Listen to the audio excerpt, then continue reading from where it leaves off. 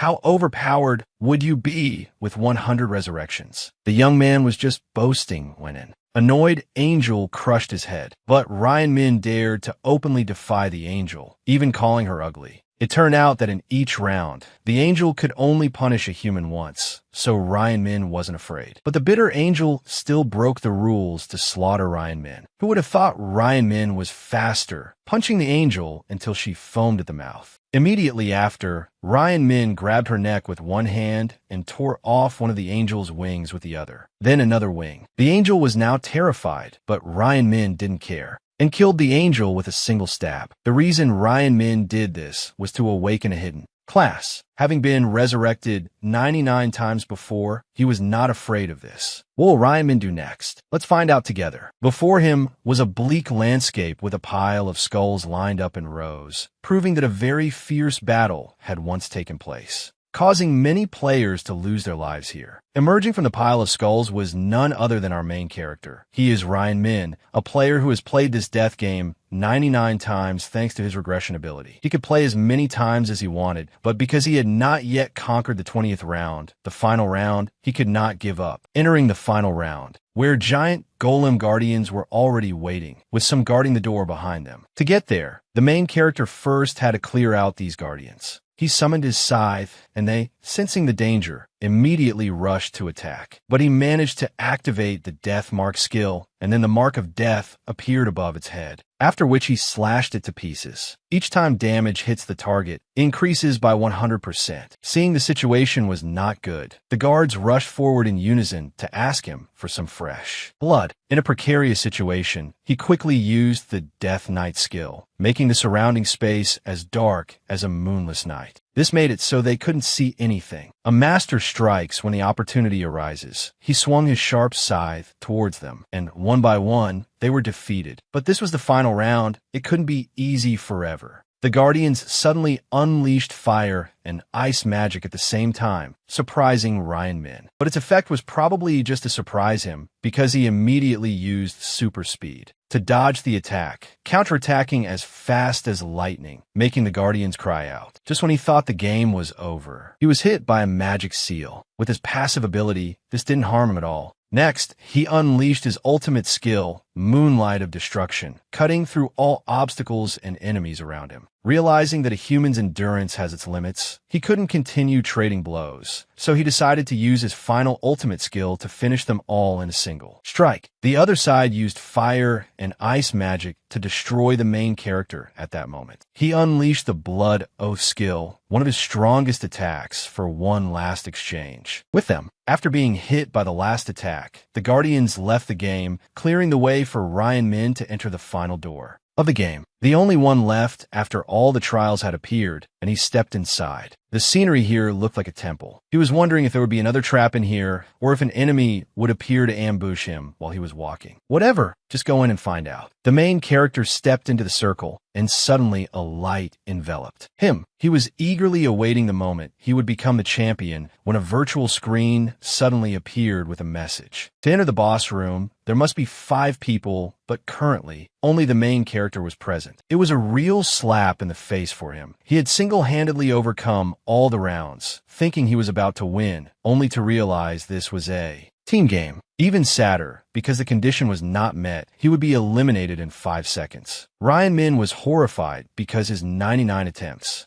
were all for nothing. Watching the countdown tick away, he cursed. The organizers. Boom! The main character returned to the first round. He had used up all 100 of his regressions, so now he could only put all his effort into this final attempt. Losing this time would mean losing everything. The scene changes to the waiting lobby. Everyone is counting down to New Year's Eve. Countdown, while Ryan Min is reborn once more. This time he is determined to win at all costs. To do that, as required by the final round, he must gather 5 people to meet the boss. Going back a few minutes, this group of youths is preparing to turn 18 at the new year. Among them is Iong Min, a violent person who likes to bully weaker people, specifically the one being bullied, Ryan Min, the boy who had just gone through 99 lifetimes of playing without winning. But today, Ayong Min realized that the kid he bullied every day seemed a bit different because he dared to stare him in the eye. He was about to beat up the main character when his friends around him stopped Ayong Min. They said it was New Year's Eve. They should be happy with each other, right guys? The New Year's countdown was over. It had arrived, and everyone wished each other good luck for the beginning and end of the year. In the middle of the year, they'd have bad luck, not knowing that from above, a voice was implying that they were in a dangerous situation. Everyone, including Ryan Min, seemed to have noticed something strange. And looking up, they saw a figure that looked like an angel floating in the air. She used words like trash, insects to describe the people below as if in a world of equality, she alone was superior, my friends. After being criticized by the community for her insulting words, she bristled and used her power, blowing up an innocent person's head to warn everyone around. Everyone panicked in fear upon witnessing this horrific scene. After cursing humans to her heart's content, she began to briefly explain to everyone that they would all have to play a game and everyone would have to go through 20 rounds. Their souls were taken to a new dimension to participate in the game. Whoever completes the mission will be returned to the real world with a special reward. But less than half of the participants will be spared, and only those aged 15 to 25 must participate. The game begins. Everyone gets to choose any appearance they like. Ryan Min used the same body he chose last time to participate under the nickname Black Dog. On a plane, people were gradually teleported here with their appearances changed. Ryan Min thought that those who tried to customize themselves to be the most beautiful would easily become targets. But he forgot that he was just as handsome as them, truly the pot calling the kettle black. Up above, the superior goddess taunted the people for their new appearances. She announced that 1.8 million people were participating in the game, but each group of players would play in a different space, so the current number on the plane was quite small. To know their status, players needed to think of the keyword status window. Entering the first round, all players started at level 1. Ryan Min looked at his profile and was fed up after playing to his heart's content. It made him start over from the beginning. The last survivor of the game would be granted any wish of their own in the status window. At level 1, they were given an item by thinking of their inventory. The first item was an ancient language fragment. When a player wants to activate it, they just need to think of the keyword use. After explaining the gameplay, the angel snapped her fingers to signal the start of the first round. Mission was for each person to defeat 100 goblins. The ratio was 10,000 people against 50,000. Could they overcome this? While everyone was confused about what to do as the goblins rushed in, the main character stepped forward coolly and gave one a kick. Ryan Min tried to make a good first impression on everyone by rushing forward to deal with the monsters first, and especially to get the goddess's attention. He had more reason to do this. For someone with the experience of playing 99 times like him, those monsters were no match. With a weapon in hand, Ryan Min, also known by the nickname Black Dog, treated the grassland as his stage. He dealt with the monsters smoothly, leaving everyone amazed at his skills. While they were watching him perform, the monsters had already rushed in and started tearing people apart, causing them to flee in chaos. Now they realized this was no longer a simple game, because if they died here, they would not be able to return. At this very moment, each person's survival instinct awakened, trying to escape, but failing because the game's range was limited to a certain space. They could only escape after completing the mission. Ryan Min looked at everyone and was reminded of his own image when he first participated in the game. He realized that only by facing their fears could they move forward. Amidst the sea of people and monsters tearing each other apart, the angel just watched and enjoyed it. All the humans here were ordinary and despicable in her eyes, but there was one person who had captured her attention. It was none other than Ryan Min. She was impressed by the number of monsters he had killed, as well as his nickname, Black Dog. In any case, he had succeeded in capturing her attention. So now it was time for him to deal with the rest of the monsters. After reaching level 4, he put all his stat points into agility, because in the early stages, agility is an important stat that helps players increase their reaction speed to overcome challenges. After a short rest, Ryan Min prepared to deal with the rest to finish round 1. The monsters, after witnessing him easily annihilate their kind, were a bit intimidated. He couldn't wait any longer, directly charging in and cutting the monsters in half with one slash, thus unlocking a new level. The first person to complete round 1 was Ryan Min, and he was also the first to finish in all areas. Our Ryan Min truly did not disappoint anyone. The reward for being first in the area was a weapon of choice. Not stopping there, because he was also first in the entire region, he would receive an additional treasure chest. First, he chose a new short sword. Then he threw away his old one like a worthless rag. As for the special chest, he saved it. While everyone was struggling against the monsters, Ryan Min calmly opened his status window. Suddenly, he discovered something he had never seen in his previous 99 regressions. It was the final traveler's journey. Then, Ryan Min used the random ancient language fragment, finally receiving the title of the final traveler. With this title, after the owner dies, they will be reborn and retain all their vitality. He was already overpowered, and now he was even more so. Ryan Min had the final traveler title without it being publicly known, which was a good card to have. He was wondering how Ayong Min was doing, and then he saw him apparently having survived. A gruesome scene of slaughter, people and monsters mixed together, blood everywhere. The white-haired girl appeared again. It seemed the game was getting boring. She needed to bring something interesting to stir up the atmosphere. Immediately, the dead bodies vanished, and along with them, a formidable army of goblins rushed forward. They were eager to fight, their eyes glowing red, charging as fast as the wind. On the other side, the humans were given more power to serve the game of fighting the demons. The chaotic battle scene happened once again, with humans and demons slaughtering each other gruesomely. Notifications about the number of people completing the mission appeared continuously. Meanwhile, the angel girl casually watched the deadly scene as if it were an interesting form of entertainment. A moment later, the goblins suddenly disappeared, and she appeared, announcing that half of the people had completed the mission. The other half, of course, had no other path but death. They had no chance to speak before they instantly vanished. Before the next round began, the rankings were announced. Black Dog was once again at the top and received the winner's reward. It was a rare weapon ticket, but of the lowest grade and 1,000 gold coins that could be used to buy items at the store. The gifts seemed rather meager. However, receiving the gift meant that everyone now knew Ryan Min was the strongest, the first to finish in the recent battle. The angel was curious as to why Ryan Min was so strong. Did he have a special ancient language or something?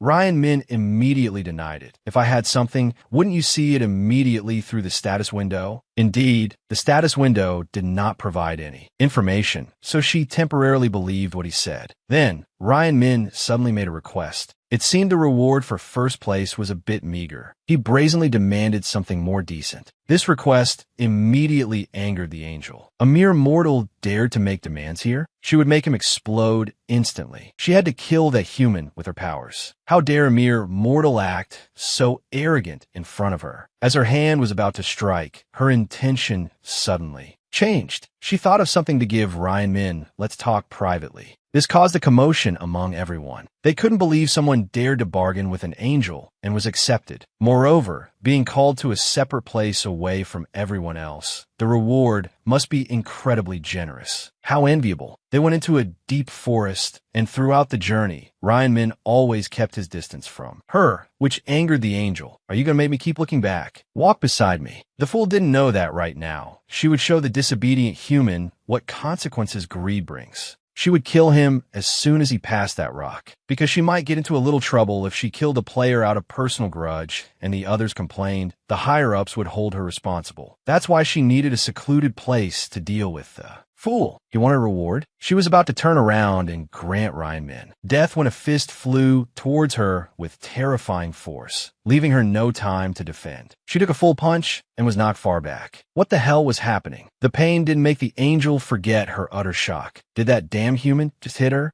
Anger immediately boiled over. She screamed, gritting her teeth, about to turn back and make Ryan Min pay the price, but behind her was empty. Had he already left? Just as she was wondering, Ryan Min rushed from behind, grabbed her wings tightly, and broke them. The angel cried out pitifully like a child, which annoyed him. Did she think he didn't know he was about to be killed by the knife she hid in her wing? The angel immediately denied it, but Ryan Min could tell just by looking at her face. Birion. Yes, the angel's name was Birion. Now, it was her turn to be stunned. How did that human know her name? But Ryan Min had no intention of revealing it. Instead, he took out a sword. This action terrified Birion. If he dared to touch her, she swore she would make his head explode. But Ryan Min was not the type to be scared, because he knew that the angel no longer had the power to kill anyone, not to mention her companions. Angels are all a bunch of selfish beings. They don't know how to care about others. Even if Birion died here today, no one would care. No more nonsense. Ryan Min was about to draw his sword. She immediately backed away, threatening, "What good will it do you to kill me? You will definitely regret it later. You won't be able to go back." But she didn't know the system would automatically let Ryan Min return after everything was settled. Out of options, Birion pleaded for a truce. If he just gave her a chance, she would give him any information he wanted. She had no idea that she was just a pawn playing the role of the guide in this game, so she was of no use to Ryan Min at all. Therefore, he did not hesitate, and as fast as the wind, he stabbed the sword through Birion. The system announced that Ryan Min had defeated an angel. He was also the first person to complete that mission and received Angel's Blood and the Codex of Slaughter, along with the title of the first. Angel Slayer. It has the effect of doubling all stats when fighting divine beings. The effect of the Codex of Slaughter is that all stats will increase by 1% when a target is killed. However, the biggest reason Ryan Min killed an angel was to obtain Angel's Blood, which can change a player's class to Grim Reaper, the natural enemy of angels. Starting from level 10, all players possess a class, with a total of 30 different classes. To change classes, one needs to find items, with exceptions for changing to special classes that are only given to players under special circumstances. Of course, this class is on a different level compared to normal classes, with all skills reaching a perfect level. Obtaining Angel's Blood meant that Ryan Min could return before even completing the first round. He would use the rewards earned for being first in all areas to quickly reach level 10 and change his class, becoming stronger at any cost. The first round thus ended, and over 900 million survivors would return to the current dimension. When Ion Min woke up, everything was back to how it was before. Everyone felt as if they had just woken up from a long dream, and the time was exactly as it was in the dream. However, some people did not wake up. They couldn't find a pulse on those still lying there. Among them was his friend Kim Tae-sik. This once again proved that what they had just experienced was not fake. All the people lying here had died because they failed to pass the stage in the game. This was truly insane.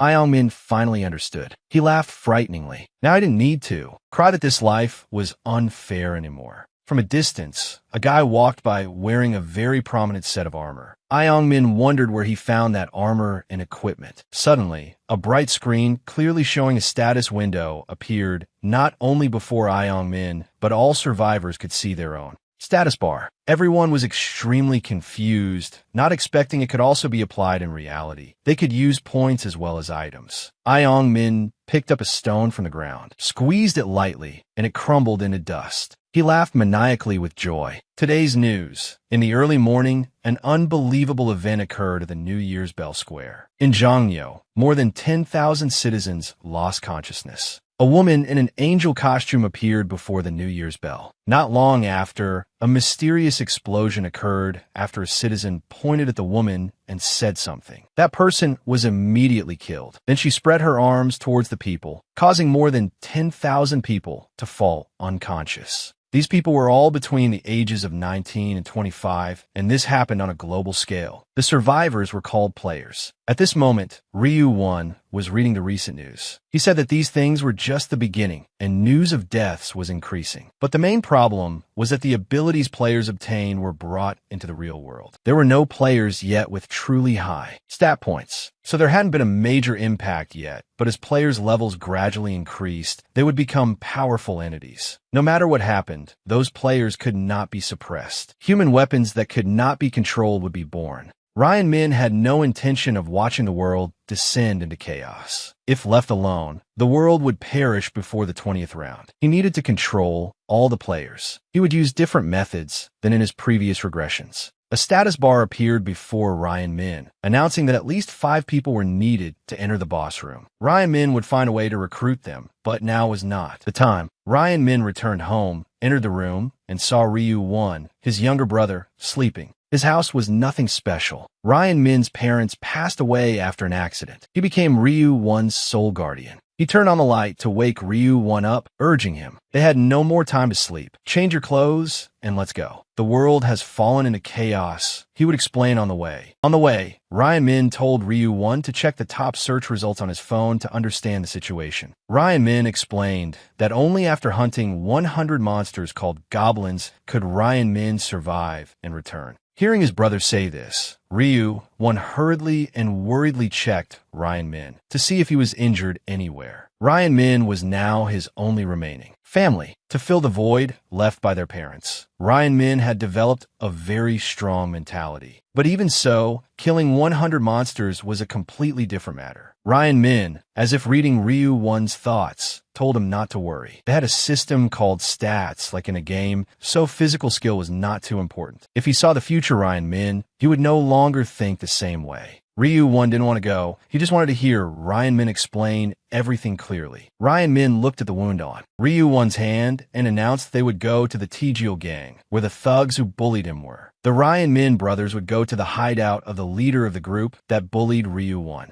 Ryu-1 was surprised, not understanding how his brother knew the Tijil gang was threatening him. He didn't want to show Ryan Min that he had been having a hard time. Ryan Min was extremely regretful for not realizing it sooner. A few hours after Ryan Min returned to the first round, while he was sleeping, Ryu-1 went somewhere. A moment later, the phone rang, asking if this was the number of Ryu-1's guardian. He needed to get a hospital 20 immediately. Ryu-Min hurriedly threw on his clothes and ran to the hospital, where he heard the news that Ryu-1 had been blinded after being beaten by Tiju's gang, along with having injuries all over his body. Ryu-Min deeply blamed himself for being weak and foolish, unable to protect Ryu-1. He swore he would not let anyone bully him anymore. Arriving at Tiju's gang's hideout, the place resembled a warehouse. Inside, loud screams were accompanied by the sound of impacts. The members of Tiju's gang were beating up a subordinate just because he didn't bring 200,000 won. The others who saw it didn't intervene.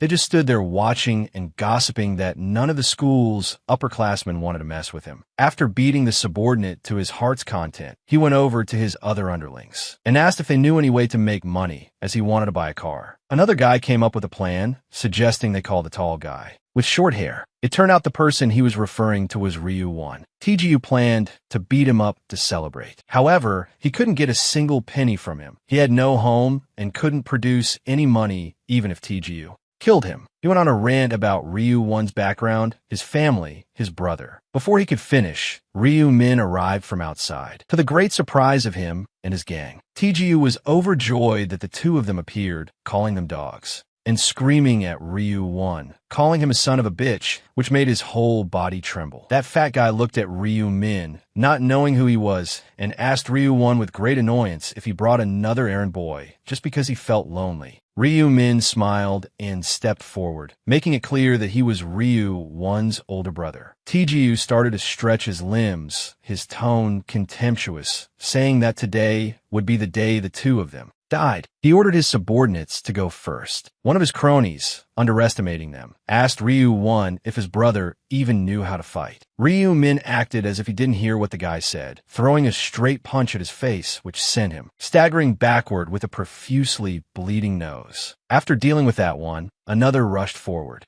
Ryu-Min quickly dodged, landed a punch on his face, and threw him into a pile of iron barrels. The two remaining guys quickly got up and rushed toward Ryu-Min, yelling for him to die, but they were both dealt with decisively by Ryu-Min. Seeing this, Tiju remained extremely confident. He believed that with his boxing skills, he couldn't possibly be defeated. He approached Ryu-Min, saying that physicality is very important in boxing. Hearing this, Ryu-Min knew he hadn't seen the news. He angrily swung his fist at Ryu-Min, but unfortunately for him, Ryu-Min reacted quickly and dodged in time. Using his ability, he attacked him while calmly finishing his thought that if he had seen the news, he wouldn't have dared to go against a player like him. Ryu-Min used his ability to punch Tiju straight in the face, sending him staggering back. He quickly regained his balance and rushed to attack Ryu-Min, but he had already moved to another spot without him noticing and attacked him, leaving him with a bloody nose and a knocked-out tooth. He went berserk, swearing he would kill Ryu-Min, but all his moves were parried by Ryu-Min. who punched him in the face. A final blow from Ryu Min ended the fight, sending him crashing straight into the wall. He asked him if it hurt. No matter what happened, he could never forget what he did to his brother. Terrified, Tejia begged him to stop. Ryu Min grabbed his hand, reminding him that he should never have touched Ryu Won. Ignoring whatever he said next, Ryu Min used his strength to break his wrist, making him scream out in agony. At this point, his cronies, seeing that the situation was bad, quickly fled, abandoning him. In his pain, Ryu Won hugged himself tightly, not daring to look in Ryu Min's direction. Ryu Min cheerfully said that if he ever dared to touch Ryu Won again, he would show him what's what. He swore he wouldn't do it again, but to prevent him from reoffending, he had to teach him a proper lesson. After saying that, he proceeded to break his arm, and the room filled with nothing but his incessant screams.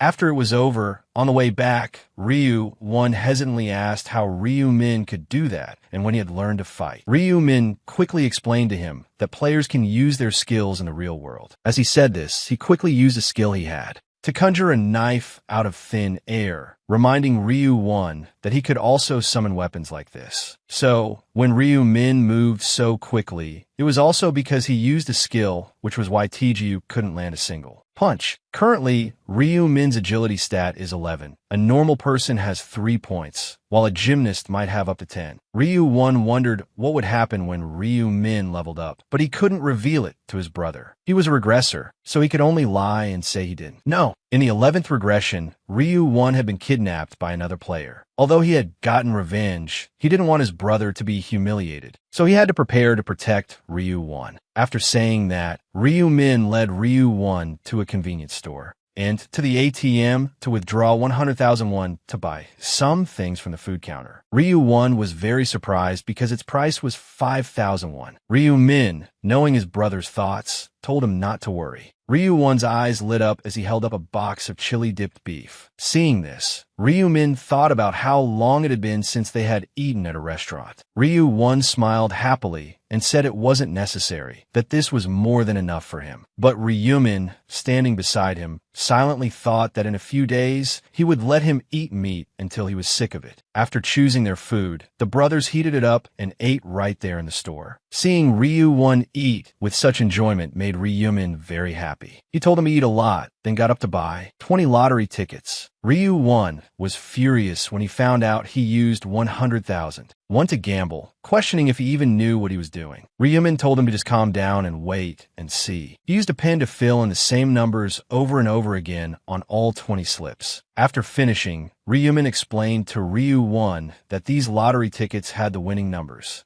Back home, the two brothers checked the lottery together. The 1049th drawing was starting today. Ryu Won was very nervous, biting his nails. He thought they were doomed, that they might have wasted 100,000 won, and that they could have bought better food with that money. The lottery began to draw the numbers. The first lucky number was 3, the second lucky number was 18. The third lucky number was 9, and the fourth lucky number was 38. The next number was 21, and the final bonus number was 15. After the results were announced, Ryu Won was astounded, his face lighting up. They had won first prize. Afraid it was all a dream, he asked Ryu Min to pinch him. Ryu Min comforted him, "Don't worry, it's not a dream." Ryu Won held the lottery ticket in his hand, happily, jumping up and down. Ryu Min reminded him to lower his voice, as the neighbors might hear. He asked, "Are you that happy?" He couldn't hide his joy and laughed out loud. Ryu Min remembered that in previous regressions, he had also screamed just like that. He went over and hugged Ryu Won. After winning the lottery so many times, it had become a normal occurrence for him. He no longer needed to rush to make money after each regression. Because over 900 million people had died, the economy had fallen into a recession, and the items exchanged between players, things that would become valuable in the future, all had to be bought with money. Ryu Won still couldn't believe it. He held all the lottery tickets in his hand, wondering just how much they were worth. Ryu Min thought to himself that winning this much was enough to shake the world. At Nangyup Bank, Ryu Min went there to redeem the winning tickets. The employee asked if he could tell them where he had bought the tickets. After learning the location, the employee was extremely surprised that there were as many as 115 winning tickets this time. If anyone came in saying they bought tickets from this branch, they were to call the president immediately. That person was a VIP customer. The employee remembered what his colleague had said and asked Ryumin to wait a moment. A moment later, the president came down and introduced himself as Wonju Nyop. The bank president was extremely happy to see Ryumin. He invited him to a quieter place, telling his employee that he was a VIP customer there to collect his prize and to ensure he was as comfortable as possible, then told him to feel free to look around. The female employee asked if he wanted anything to drink. The important thing for Ryumin now was to receive his prize, but the employee wanted to verify the winning tickets first. Seeing Ryumin present the stack of winning tickets, the female employee thought he might be able to see the future. She then confirmed that they were indeed first prize winners. The prize was about 22.5 billion won, and after taxes, it would be about 15 billion won. Ryumin had a clear plan. After receiving the prize money, the first thing he would do was find a new place to live, then open a stock trading account. At the new place, Ryu-won was also excited. He had never seen a house so big and beautiful. He took out his phone to take a picture. He was very curious why they didn't buy the house outright instead of paying rent. Ryumin quickly replied that he had no money left. He had invested over 1 billion won in Bitcoin. Understanding his brother's thoughts, he reassured him that he wasn't doing anything reckless, that if he could make money from a lottery, he could do it again, as he had already seen 4 more numbers in a dream. Hearing Ryumin say this, Ryu-won got very excited and hugged his brother. Don't forget those numbers, brother. After so many regressions, how could he possibly forget those numbers? The two of them went out to eat. Elsewhere, Iongmin excitedly punched a wall, causing it to crumble. He had put all his stat points into strength. He also had the ancient language of strength, which could double his power. He felt incredibly lucky with the random ancient language he received. He bet that even Tyson would be jealous seeing his punch and thought, why not test it in a real fight? Iongmin started banging on Ryumin's door, looking for him.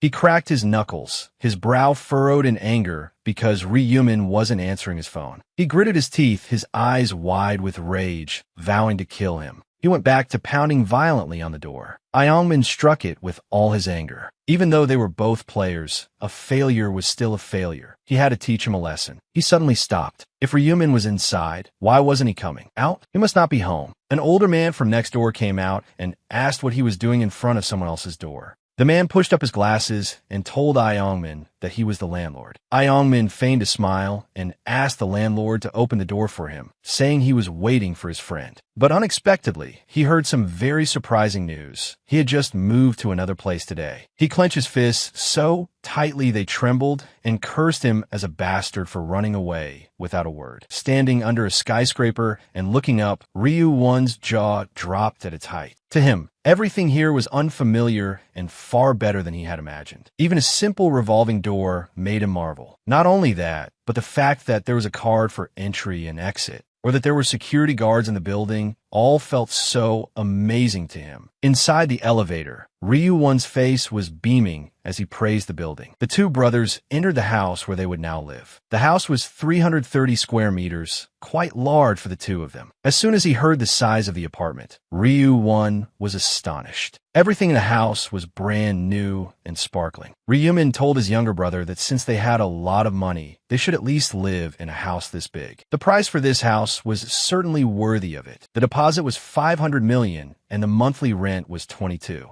million. Hearing those numbers made his limbs go weak and his head spin. Just a few days ago, he was worried about whether spending 5,000 at the convenience store was too wasteful. While his brother was still looking around at everything in the house, his younger brother was in a complete fluster. To him, this place was too expensive. He suggested to his brother that they move to a cheaper house. However, his brother ignored his words. To him, they had to spend this kind of money because the more expensive the residence, the higher the security. On the first day of every month, all players fall into a deep sleep, and this is the most vulnerable time for them. They could easily be harmed by natural disasters like fires or earthquakes, as well as by assassins hired by other players. Therefore, players had to prepare to enter the other world from the safest place possible. No matter how skilled you were in that other world, everything would end if you died in the real world. Ryumin asked with concern, afraid that Ryu-won didn't like the house, but other than it being expensive, he had no complaints about it. He smiled faintly. It was a relief that he liked the house. He lowered his head sadly and said he was sorry. Ryu-1's fingers couldn't stay still, fidgeting with each other, showing his turmoil. Next month, his brother would be dragged into another world to fight again. But here he was, enjoying everything as if nothing was wrong. He was so useless. Ryumin clapped him firmly on the shoulder. He said half-jokingly, "Don't you think I'll win the next round?" After saying that, he stood up and called him to go eat Korean food on the second floor. His phone buzzed with a notification. He took it out to see that it seemed to be a call from Iomin. He already knew he had moved. He just smiled and put the phone back in his pocket without answering. He intended to ignore him since he had no plans to meet him in the real world anymore. But who knew, they might meet in the other world. The next day, he had just woken up when he saw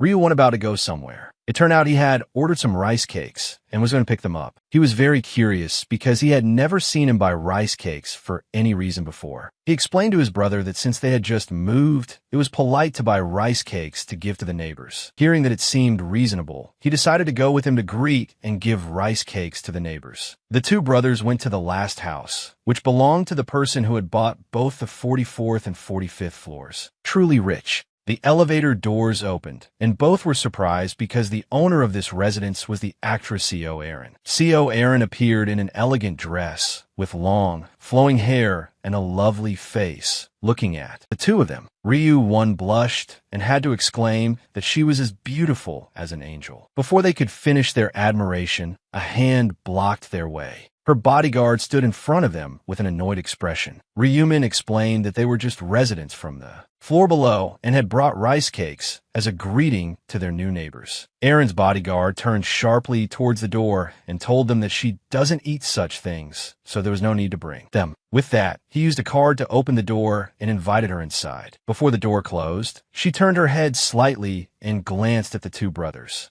On this side, Ryumin was very annoyed by the bodyguard's rude attitude. Meanwhile, Ryu-1 was dazed by Aaron's beauty, his eyes shining and his cheeks flushed. Online news was flooded with reports about the tragic deaths of major actors. According to a survey, only 58% of celebrities were still alive. C.O. Aaron sat on a chair, scrolling through the news and sighing. Wearily, what kind of world was this becoming? A message popped up informing her that Gong C.O. Jean had died. She dropped her phone, unable to believe that someone even more successful than her had died just like that. If she hadn't gotten a good ancient language, her name would have been in the headlines too. She closed her eyes and gave a faint, bitter laugh. She had matured so much. She even thought there would be an article written about her. It was truly unbelievable. Aaron sat there blankly, staring into the distance, lost in thought. Without the company's sponsorship, could I have grown this strong? This house was also bought for me by the company. From behind, her bodyguard saw her sitting there in a daze and approached to ask what was wrong. He sat next to her so she could confide in him. Aaron bowed her head and sighed. She just didn't know how she was going to survive the next round. Understanding her anxiety, the bodyguard told her she just needed to trust in him. She stared at him. When the company assigned a bodyguard to her, she had been very wary, feeling like they just wanted someone to watch over her. But if it hadn't been for him, she would have died in the first round. He turned to look at her. He would protect her no matter what, so she shouldn't give up. She gave a bright smile and asked about the rice cakes that the two people had brought earlier, but the bodyguard stopped her, saying she would gain weight if she ate them. The bodyguard told her to just ignore them, that they only wanted to take advantage of her. If she agreed, they would just keep bothering her. But looking at the two of them earlier, she felt they weren't bad people. She suddenly remembered that they both looked to be over 15 years old, so they must have killed 100 goblins to survive. She couldn't believe that people who had gone through such a dangerous situation could act as if nothing had happened. He chuckled. Actually, for them, killing 100 goblins wasn't as hard as she thought. Aaron recalled the image of that person. Even though her bodyguard had outstanding skills, he was no match for that person. That person almost made her feel sorry for the goblins. He must have some kind of job in the real world. What does he do? She still felt anxious. The last time she survived was due to luck. Would she be able to survive the next time? Ryu-1 was cleaning the house when Ryumin returned from outside. This time, he had won 15 billion. He had won the lottery so many times that the bank was surprised and asked for a secret, and he said that he was told in a dream. He would pour all this prize money into cryptocurrency. It had already grown to 150 billion. This made Ryu 1 quite worried, afraid that the two of them would lose everything, but he was very confident and said he could handle it all. After that, the two brothers went to a restaurant for a meal and then went to buy some miscellaneous things. Around 12 o'clock at night, Ryumin lay in bed, preparing to fall asleep. Ryu 1 held his hand tightly, telling him he must survive and come back. He quickly entered that world along with the others. Some were bewildered, some were scared, and some felt it was strange. But they all recognized him, the person who ranked first in the previous round, Blackball. He glanced at everyone, seeing how they didn't dare to approach him. It seemed most of them had recognized him. While he was still thinking, an angel appeared again, but it was a different one because the angel from the first round had an accident. She spread her wings and began to announce the second round. The angel flew into the sky and began to announce the mission for the second round. The main mission is to select a regional representative within 2 hours. Just seeing the mission was confusing. What the heck is selecting a regional representative? Everyone was guessing what the mission meant. The angel found the humans' predictions amusing. She explained that this stage had nothing to do with fighting. They just needed to choose a representative, and that was it. The representative could use their authority to command others, telling someone to quit, and they would have to quit, or ordering someone to die, and they would have to die. In 3 hours, everyone would receive their ballot. On the ballot, they just needed to write the name of the person they wanted to elect as the regional representative. A young man with blue hair raised his hand and asked, "Are there no other rules?" The angel smiled slyly and said that as long as they completed the mission, everyone could go home. Just consider it a break. Everyone was overjoyed to hear that. Compared to the previous round, this was too easy, right? The angel clasped her hands and urged them to complete the mission in the next 3 hours, then disappeared. Unlike everyone else who was happy because the mission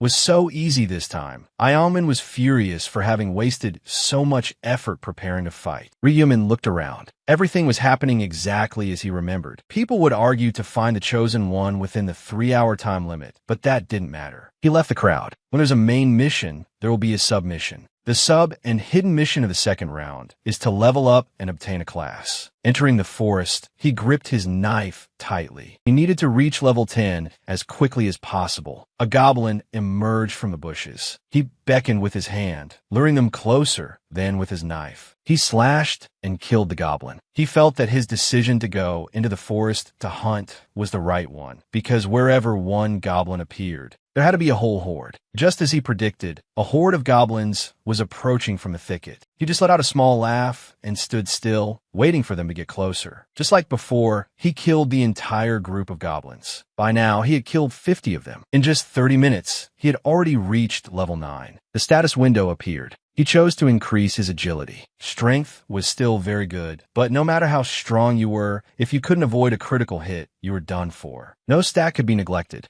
especially for a Grim Reaper who uses both physical and magical damage. It was most logical to increase all stats evenly. Suddenly, Ryumin heard a rustling sound from behind. He hadn't noticed it while he was hunting, but it seemed someone was following him. He pointed his knife in that direction, threatening them to come out. From behind a tree, a girl with long brown hair stepped out. It was CO Aaron. Why was she following him? The person next to her apologized to him, saying they meant no harm. He was startled to realize it was Sang-chun. He was the right-hand man of Meiji Onglok. Meiji Onglok was the eldest son of the largest company in the country, a player nicknamed the Heavenly Demon, and one of the targets he wanted to recruit. He didn't expect to meet Meiji Onglok's right-hand man so soon. He then realized another thing. It seemed Sang-chun was the bodyguard accompanying CO Aaron. Aaron explained that the two of them had followed him only to propose a partnership, since he had ranked first in the first round. But he turned his face away. He had no intention of teaming up with them. Aaron slumped to the ground. She wanted to team up with the first-ranked player, but things weren't going as she had planned. It wasn't until Sang-chun comforted her that she stood up, dusted herself off, and the two of them continued on their way. In the deep forest, a goblin heard a noise and looked around, searching. From behind, he charged straight ahead, as ferocious as a wild beast. His top priority now was to level up quickly and gain experience fast. The goblin wolves ran towards him, growling, but instead of being scared, he just felt incredibly lucky. After killing all the goblin wolves, he let out a faint laugh. Rehuman had finally reached level 10. Just then, the notification bar showed a side quest. To advance in class before the voting time, obtain a class advancement item, and receive a class. Anyone seeing a side quest for the first time would be confused. Everyone knew that getting a class was a good thing, but the problem was that no one knew how to get the class advancement item. Class advancement items could usually only be obtained by fulfilling special conditions. Warriors needed to raise their strength stat at least to level 10 and kill 30 monsters within that time to receive the class advancement item. Berserkers also had to go on a bloody hunt within a set time, while assassins needed to successfully assassinate monsters multiple times. This meant that each person had to complete activities related to their own class to receive the class advancement item. Initially, Rehuman had continuously hunted monsters and hidden, which is how he got the Hunter class, but when he learned about the Grim Reaper class, he had always chosen it. It was always the same notification. Without a second thought, he chose to accept the advancement to the Grim Reaper class. After choosing, a stream of light enveloped his body. He successfully advanced in class and received the rune of the Grim Reaper. When used during the day, the weapon's attack power doubles. When used at night, the attack speed increases by 50%. The weapon he received was the Grim Reaper Scythe. All players were divided into 6 ranks: Grandmaster, Master, Expert, Normal, Apprentice, and Novice. Like in other games, when you rank up, you get a promotion bonus and new skills. If you don't rank up, you'll forever be a novice, so it's better to rank up quickly. The first person to advance in class would learn neutral skill, and he learned the neutral skill. Track. Rehuman thought to himself, now that I have the skill, I should try it out, right? He clicked on Iong Min's name, and his face immediately appeared on the screen. It even determined the distance to the search target. Right now, Iong Min was 190 meters away from him. Does that mean he's also heading into the forest? He wondered if he should follow him. Meanwhile, Aaron and Sang Chun were running deep into the forest. Aaron seemed very tired. She fell to the ground, unable to run any further. He helped her up. Even if it hurt, she had to endure it. Even if she got injured in this world, her body in the real world would still be fine. So, if possible, she had to survive and get out of here at any cost. Suddenly, there was a sound of someone approaching from behind. It was Iong Min's group. Sang Chun gritted his teeth, silently cursing the bitch for moving too slowly. Now they were all caught. The only way out was to fight back. Seeing this, Iong Min sneered. They had 4 people here while he was only 1. So how could he possibly fight? Actually, they didn't want anything else. They only wanted Aaron. If he was willing to leave her behind, they would let him go. Sang Chun didn't want to die with her either, but if he couldn't protect Aaron, director Gi Eong Lok would be very disappointed, so he had to fight. Suddenly, on the other side, Rehuman appeared, staring at them. Sang Chun quickly shouted that they wanted to capture Aaron and had ambushed the 2 of them. If he helped, they would never forget this favor. As soon as he heard what Iong Min's group was doing, he unleashed his power, causing Iong Min's group to become terrified. He would not let them get hurt. Iong Min and his cronies looked serious, being challenged by Rehuman, a dangerous player who shouldn't be crossed. At this moment, he summoned his scythe, ready to fight to protect them, with the aim of gaining Gi Eong Lok's favor. If such a large corporation owed him a favor, the reward he would receive would be well worth it. It was indeed a wise move. Besides, running into the thorn in his side who used to bully him, Rehuman's hands and feet were itching for an exchange of blows. The closer he got, the more the cowards trembled. It seemed they didn't dare to fight Rehuman because he was a player with a vastly different level of power. Seeing the kids were scared, Rehuman felt pity and decided to spare their lives. But with one condition, Iong Min had to kneel before him and apologize. For someone with such a high ego as him, this was no different from pissing on his own honor. He would be humiliated in front of his cronies, and especially Aaron. While hesitating about what to do, he remembered that he could shatter a wall with a very powerful punch. With that punching power, he was sure Rehuman would be hit, but the guy basically just had a cold walk. And so, his confidence returned. Iong Min deliberately shortened the distance between himself and Rehuman to make it easier to strike. But what surprised him was that he had dropped his weapon. to the ground to balance the fight. It was because he was afraid this fight might not be a fair match for Iong Min that he did so. After hearing that, he wanted to smash his face even more quickly, but before he could do anything, he had already rushed in front of him. Iong Min thought he had this in the bag, thinking he wanted to rush in and take a punch. He swung his fist, but it slipped under his abdomen as if it had collided with something hard. And that was Ryumin's knee. He was sent flying several dozen meters, and as he got up, he cursed. After one sentence, he was kicked again, his mouth swelling up, and then came the part where Ryumin grabbed him by the collar. He repeatedly punched his face like pounding rice, causing the opponent so much pain he wanted to log out. The more Iong Min cursed, the harder Ryumin punched. He wondered why his punching power was so strong, maybe even stronger than his own. His cronies stood by, horrified, watching their friend get beaten. One guy drew a bow and aimed at Ryumin, but with the main character's passive ability, it was as if he had grown eyes in the back of his head. He threw the arrow artfully. The guy had already shot many arrows, but in the end, they only hit the air. Ryumin moved as fast as an ex-lover changes their mind. He approached and mocked him, saying that his being able to hunt monsters and get that bow was just pure luck because his shooting was actually terrible. Unfortunately for you, you met me today. After saying that, Ryumin swung his scythe at him with lightning speed. A terrible thing happened that made the hunter lie on the ground, screaming in pain. The arm holding his bow had flown far away. The other two guys saw this and were both angry and scared. The bald one rushed forward, swinging a knife at him, but the mark of death activated.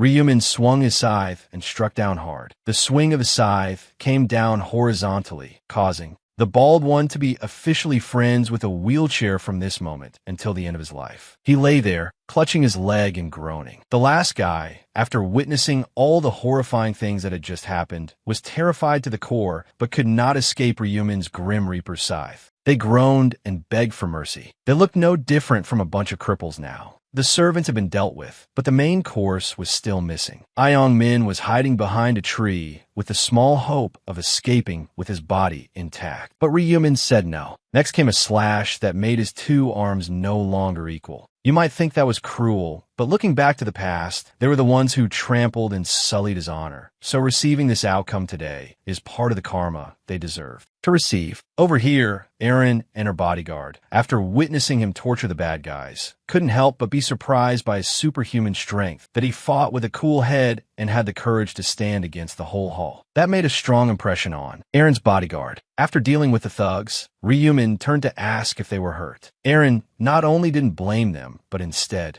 felt pity for the thugs, but Ryumin said no. That's the end for the wicked. But anyway, he couldn't help but be surprised to see Erin being so forgiving. Why care about these guys when they were the ones who tried to capture her? He thought to himself that she must be trying to maintain her celebrity image in the eyes of the public. While he was thinking, the bodyguard asked Black Dog why he spared them, because if they were allowed to live, others could be in danger. Why not eliminate them? He explained very briefly that if the number of participants decreases, the number of shelters for those who pass the stage will also be reduced. After hearing this, he was completely convinced. The main character was not only strong and cool, but also farsighted. He offered to ask for his account number to repay him, but Ryumin said it wasn't necessary. This made the bodyguard admire him even more and want to repay his kindness. In another development, everyone was fighting over votes to become the representative of the area. These two young men couldn't settle it with words and were about to start fighting when they were stopped by everyone. They were already weak, yet they were forming factions. What good would they be later? But here, almost everyone wanted to be the representative. While the debate was heated, a mesmerizing voice spoke up. He said he had a very good proposal and advised everyone to listen to him. After hearing the sweet talking from the mint chocolate boy,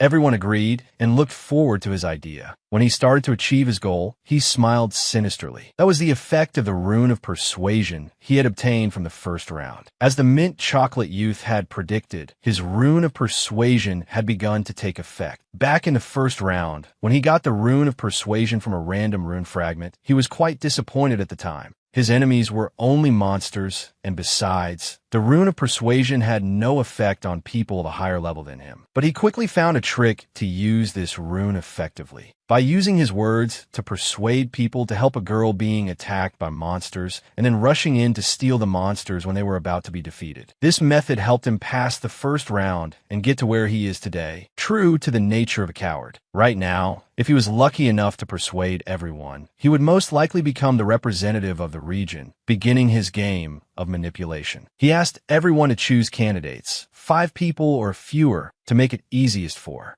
the voting. Almost everyone felt it was reasonable and began to vote for their own candidates. He became more and more pleased as he saw things going smoothly. The first person to speak up nominated the Mint Chocolate Boy because he saw that he had good organizational and reassuring skills. That made him very satisfied, and he thought he had gained another fool to follow him. While he was feeling smug, someone raised their hand to nominate Rehuman. He found it acceptable because the person who ranked first in the previous round would surely be nominated. The third person nominated the person who ranked second in the previous round, the one nicknamed Life is a Documentary. Next was the Black Dragon on the right hand. Mint Chocolate decided to finalize the 4 people, and he suggested that before voting, each person would give a speech, and he volunteered to go first. Just as he opened his mouth, the young man named Life is a Documentary appeared and insulted him, saying, "You, stop with the bullshit. You think people will obey a cheap instigator like you?" He was extremely surprised, thinking he had been found out. He tried to use manipulative language again to check if he had been exposed. He immediately lectured the other young man, which made the guy heat up and say, "All of you, if you want to live, vote for me. Anyone tired of breathing can just resist." After hearing this, Mint Chocolate advised the guy to stop humiliating himself. The guy was silent for a moment, saying nothing, but surprisingly, he turned and with a slash before he could react. He had already kicked the bucket in front of everyone. Truly, his mouth was the death of him. Everyone panicked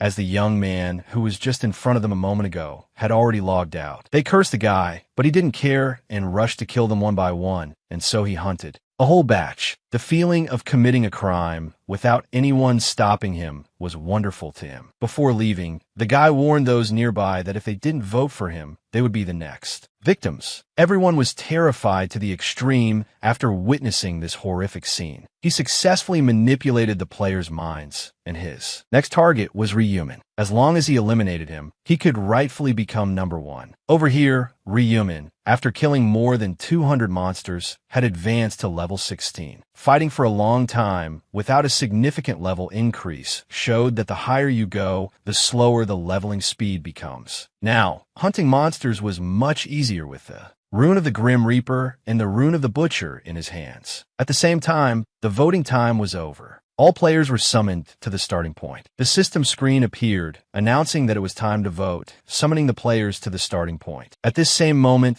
the players present they were killed one by one, seeing the unbelievable scene unfold right before their eyes. Seo Irin and Sang Chun were both, without planning it, startled. They were scared and wondered what was happening. While everyone around was still guessing, Rehuman stood to one side, thinking to himself that it seemed this time Cho Yongsik was the ringleader again. This trashy personality guy was the leader of the Yongsik gang and the second strongest warrior in his district. Rehuman thought he had to defuse that bomb before it exploded, but now was not the time. While Rehuman was still thinking, Cho Yongsik spoke up, interrupting. He contemptuously asked where he had been, even saying he had been waiting for him for a long time. Hearing this, Rehuman asked annoyedly what he ultimately wanted to do. As if he had been waiting for his question, he got straight to the point, demanding that he serve under him. Hearing the answer from Cho Yongsik, Rehuman frowned and asked back. He only saw the other guy still maintaining an unfriendly attitude, twirling the sword in his hand a few times, saying that if he could do it, he would spare him. However, the response was only Rehuman's indifferent expression. He asked him if he wanted to start a fight,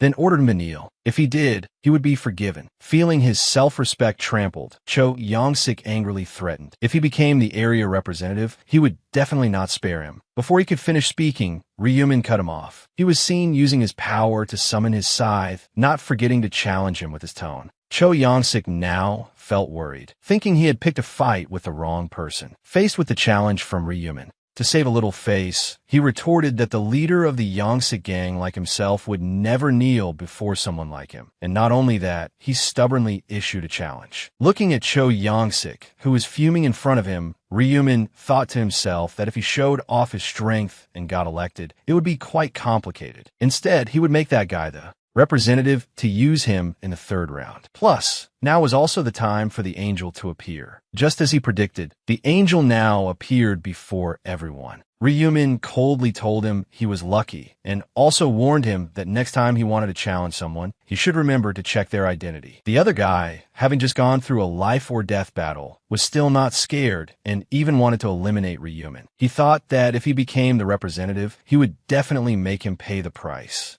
Back to the angel, she now began to speak, asking everyone about the selection of the representative. At the same time, she announced that the election was about to take place and that she didn't care about their life or death. At this moment, the system screen appeared. The vote officially began, with each person having only one vote. Players would look towards the person they wanted to choose. The representative would be the one with the most votes. Players who did not vote within 5 minutes would be eliminated from the round and disappear. At this point, everyone's eyes were on Cho Yongsik. He was as happy as a clam. Noticing someone not looking at him, he immediately threatened them. Very quickly, the voting ended, realizing he only had 2,412 votes, while Ryumin was in second place with a number of votes close to his. Cho Yongsik felt endlessly angry. The angel then spoke up, saying she would grant Cho Yongsik the command authority to give orders to everyone. Waiting only for that, he thought to himself that he would make Ryumin regret humiliating him. But then Cho Yongsik discovered he only had 10 uses of the authority, and these commands would not work on A-rank people. While Cho Yongsik was still surprised,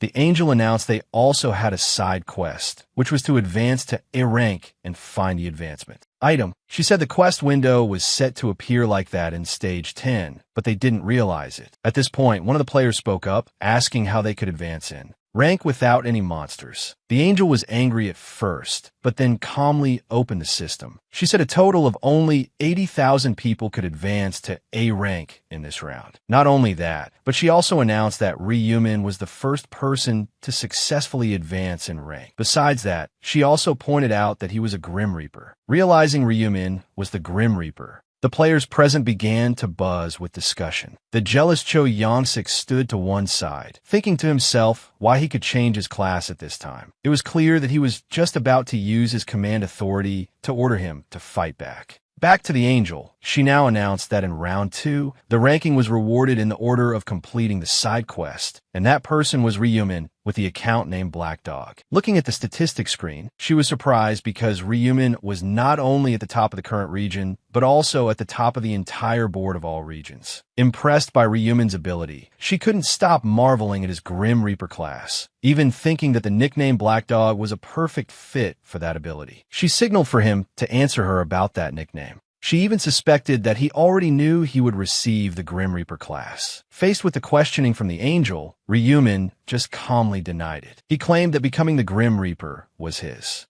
destiny. Ryumin laughed to himself, because even the angels didn't know how to get the Grim Reaper class. They only knew it was a special class. The angel found that answer interesting. In this region, there was actually someone who changed their class. So Ryumin was the only one not affected by the command authority. After hearing the angel speak, the players present at this time felt very confused, and she happily explained. It turned out that the command authority did not apply to those with a class, so the representative could not give orders to someone with a class. Furthermore, there were only 10 opportunities to use the command authority, so being the area representative did not mean possessing unlimited power. Every word from the angel now made Cho Yongsik extremely uncomfortable. He was humiliated, thinking to himself why she would tell those things to others. Back to the angel, she now happily rewarded Ryumin. After a period of hesitation between the armors, he finally decided to choose the professional hunter's leather armor. Following that, Ryumin quickly chose triple experience points to face the monsters in the third round. It was at this very moment that the angel announced that round 3 had begun. The system screen appeared and announced that the players' souls would soon be transferred to their bodies in the real dimension. The scene changed. Cho Yongsik sat up in bed, startled, looking at his still intact arm. He swore he would never mess with Ryumin again. Back to Seo Irin. She looked at Sang Chun, standing in front of her, and said thank you. But he quickly acted as if it wasn't necessary because he was her manager and bodyguard, so he naturally had to protect her. Seo Irin was happy to hear that. She also asked him how to meet and thank Ryumin, but since Ryumin didn't want his identity revealed, there was no way. Hearing that, Sang Chun suggested that Seo Irin give an item to Ryumin in the next round. She immediately agreed with this idea.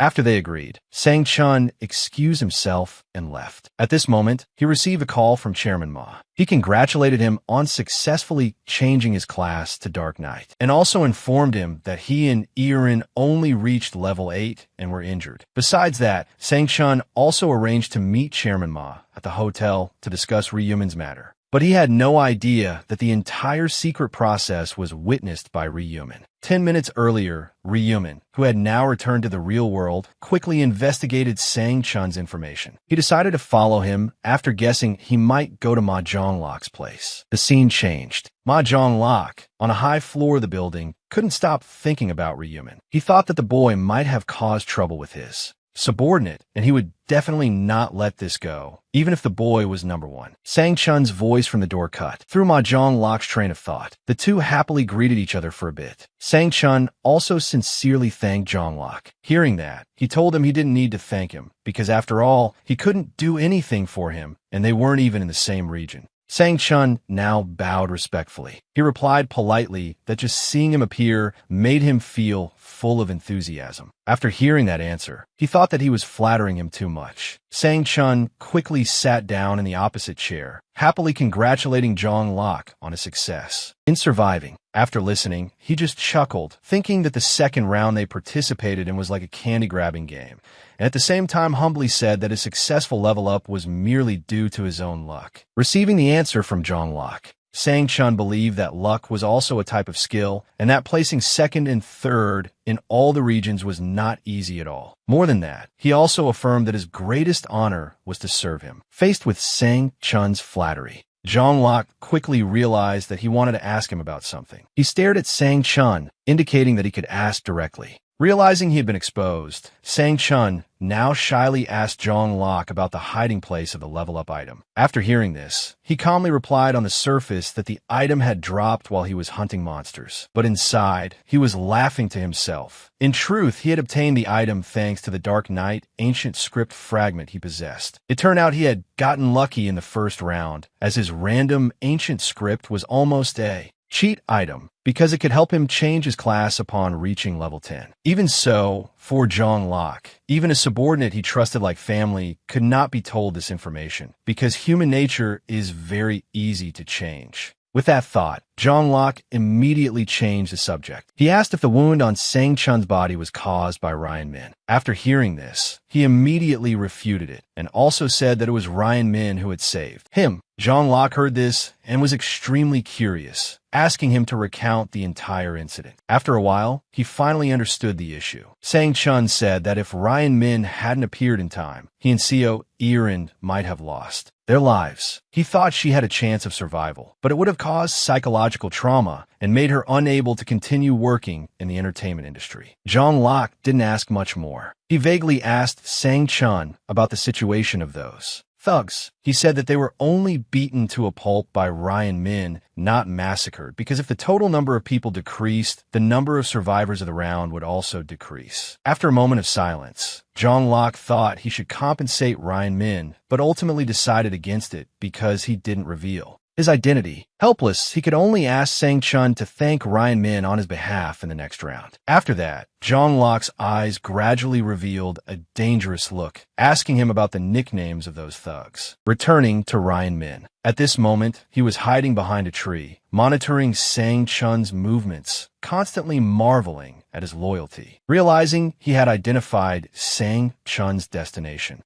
he quickly turned back, thinking to himself that he should thank his younger brother. It was because they both brought rice cakes to get to know the neighbors that he ran into Irin and discovered the relationship between her and Sang-chun. Ryan Min thought that he just needed to use the excuse of being neighbors as leverage, and it would definitely be easy to gain Zhonglok's trust. But he needed to consider whether to bring him along in the second round or not. Zhonglok's Dark Knight ancient script was so amazing it was almost a cheat. However, it also had disadvantages, such as having no level-up reward ancient script and being forced to become a Dark Knight. But the biggest disadvantage was still that to use the Dark Aura, a type of Dark Knight power, one had to accumulate a separate type of mana called Dark Mana, and this Dark Mana could not be obtained through normal means. In a way, this skill was very suitable for someone with perverted tastes like Zhonglok. Ryan Min worriedly thought to himself that being teammates with such a pervert was also dangerous. For now, just consider him a candidate, and then he could be used however. Ryan Min thought that besides him, there were also many other talented people, and he would begin the search for a companion when morning came. The scene changes. At this moment, while the man in the lottery ticket shop was constantly worrying about sales, a girl suddenly appeared from outside. It turned out lottery tickets had now completely stopped selling, while rent and labor costs were increasing, and they seemed unable to manage anymore. Noticing her father's worries, the girl smiled and said she was about to graduate and would definitely help him by finding a part-time job to increase their income. But he quickly refused. He advised her to focus on her studies, to fulfill her dream of becoming a doctor, but she immediately retorted because right now, passing the round was what was important. She spoke up to reassure her father, saying that she had survived the second round and even obtained a class, which was the blessing skill, which had the effect of increasing vitality for ordinary people. While the two were happily chatting, Ryan Min suddenly appeared. Ryan Min entered the convenience store from outside. The owner here was extremely surprised when he arrived. The winner who had guessed the same number for 100 tickets. Ryan Min approached and greeted the owner. He asked if the owner remembered him. He had bought 100,000 won worth of lottery tickets here. The owner was very puzzled, not understanding why he had come. Here, Ryan Min bowed and apologized to the owner. He had seen the news. Because he had continuously won first prize, he apologized for unintentionally causing damage to the store. The owner politely told him not to worry. It wasn't his fault, and not being able to discuss lottery numbers wouldn't make him starve. Even so, he still felt guilty because he had affected the store. So he wanted to compensate him, even though the amount wasn't too large, with 10 million won. The owner and his daughter heard this and were extremely surprised, exclaiming that he didn't need to do that and should take it back, but Ryan Min insisted that the owner take it, as he had to go. Seeing this, the daughter took the money, saying she would run after him and return it. Seeing her run up, Ryan Min asked who she was. She told him she was Min Julie, his classmate. She was very surprised to learn he didn't know they were classmates. He apologized, saying he wasn't very good at remembering faces, but that was a lie from Ryan Min. He knew she had a special class, a buffer book with support effects for teammates. In a previous regression, she had helped him a lot. The reason he used the excuse of coincidentally meeting Julie was to bring her to his side. Julie asked him to go somewhere to talk, and he quickly nodded in agreement. Julie offered the money back to him, saying they couldn't accept such a large sum, so he should take it back. Ryan Min seemed to understand very well. He knew they wouldn't take it because she was the type of person who, no matter how difficult things were, didn't like to live in debt. Julie urged Ryan Min to take the money back, saying her hand hurt. Ryan Min resolutely refused to take it. He wanted to compensate them because he felt guilty. At least by doing this, his conscience would be clear. No matter how large it was, he wanted her to take it. Otherwise, he would feel guilty and keep thinking about it. But Julie said that accepting it would make her feel very burdened. Ryan Min replied that to him, that amount of money was not much, so she should feel free to take it. After saying that, he left. Julie couldn't convince him, telling him 10 million won was really too much. She would just take 1 million. That would be enough. Ryan Min told her she had to go ask the store owner again, but the store owner was her father. She was extremely surprised to learn that the person who won the first prize in the lottery was her classmate. She wondered, did he really not know they were classmates? The moment he walked into the convenience store, she recognized him right away. Ryan Min dodged, saying he really wasn't good at remembering faces, and besides, this was the first time they had spoken to each other. He felt a little guilty for pretending not to know her, but he had to do it to make her interested in him. Julie stood up, introduced herself once more, and pointed to her face, asking if he remembered now. Ryan Min happily replied that he would remember. Julie, however, was very dejected at being hit by the reality that she had to introduce herself to a classmate when they were about to graduate. Ryan Min thought that after graduation they wouldn't contact each other anymore, so he took the opportunity to ask for her phone number. Julie took Ryan Min's phone and entered her phone number. Before leaving, he said that meeting like this was truly fate, so from now on they should keep in touch, and left without taking the envelope. Julie was extremely shy when he asked for her phone number. Her heart pounded wildly. Even though she knew he only saw her as a friend, she liked Ryan Min. Initially, they met by chance when she saw a group of people beating him up, and seeing that, she immediately called the police. She had followed him to make sure he got home safely, but when she saw him go to his part-time job as if nothing had happened, she understood that he was much stronger than he looked. From then on, she started to become interested in him, but she didn't have the courage to talk to him. After that, her feelings for Ryan Min grew a lot, to the point she didn't even dare to get close to him. But to think they would meet again in this situation, she felt this was an opportunity given by heaven. She couldn't pretend not to know Ryan Min after receiving 10 million won. So happy, she wondered if she should ask Ryan Min out to eat. Ryan Min sat on his bed, tapping on his phone, texting someone. It turned out Julie wanted to treat him to a meal. As expected, she felt indebted to him, and now she was suddenly inviting him to lunch. He smiled. If he befriended her naturally, it would be easier to make her an ally. He got off the bed and decided to help Julie to get it around 20. Ryu-won was sitting on a chair and saw him dressed nicely and going out. So he asked if he was going out with a girlfriend. He just calmly replied, "Can I go meet a few girls?" and told him not to skip meals at home, as he would be eating out. As soon as the door closed, Ryu-won felt stunned. He couldn't believe his ears. Was his brother really going on a date? At a steakhouse, Ryan Min sat across from Julie, eating and talking. Happily, she blushed shyly. She never expected to have a meal alone with him. What a lucky day. The two sat eating to the sound of soft music, not saying anything more. The atmosphere gradually became awkward, and she felt she should say something. Julie asked him how he managed to win the lottery so many times in a row, winning 4 consecutive times. And just like every time, Ryan Min replied that his ancestors gave him the numbers in his dreams. He gave a faint smile. The money he earned from the lottery meant he wouldn't have to worry about money for the rest of his life, only about staying alive. He and she continued to talk about the first gate where they had to kill goblins. His area code ended in the number 5 while hers was 7, so they couldn't have met. Hearing her express regret for not meeting him in that world, he smiled and thought to himself she didn't need to be disappointed. They would meet eventually because the areas would merge when the number of living people started to decrease. Julie had reached level 10, and her class was Enhancer, meaning she could enhance effects for her teammates. Ryan Min felt very lucky. This time, too, she was Enhancer. She deployed her power. There was an effect called Blessing that would enhance all stats. She used that energy and pushed it into him.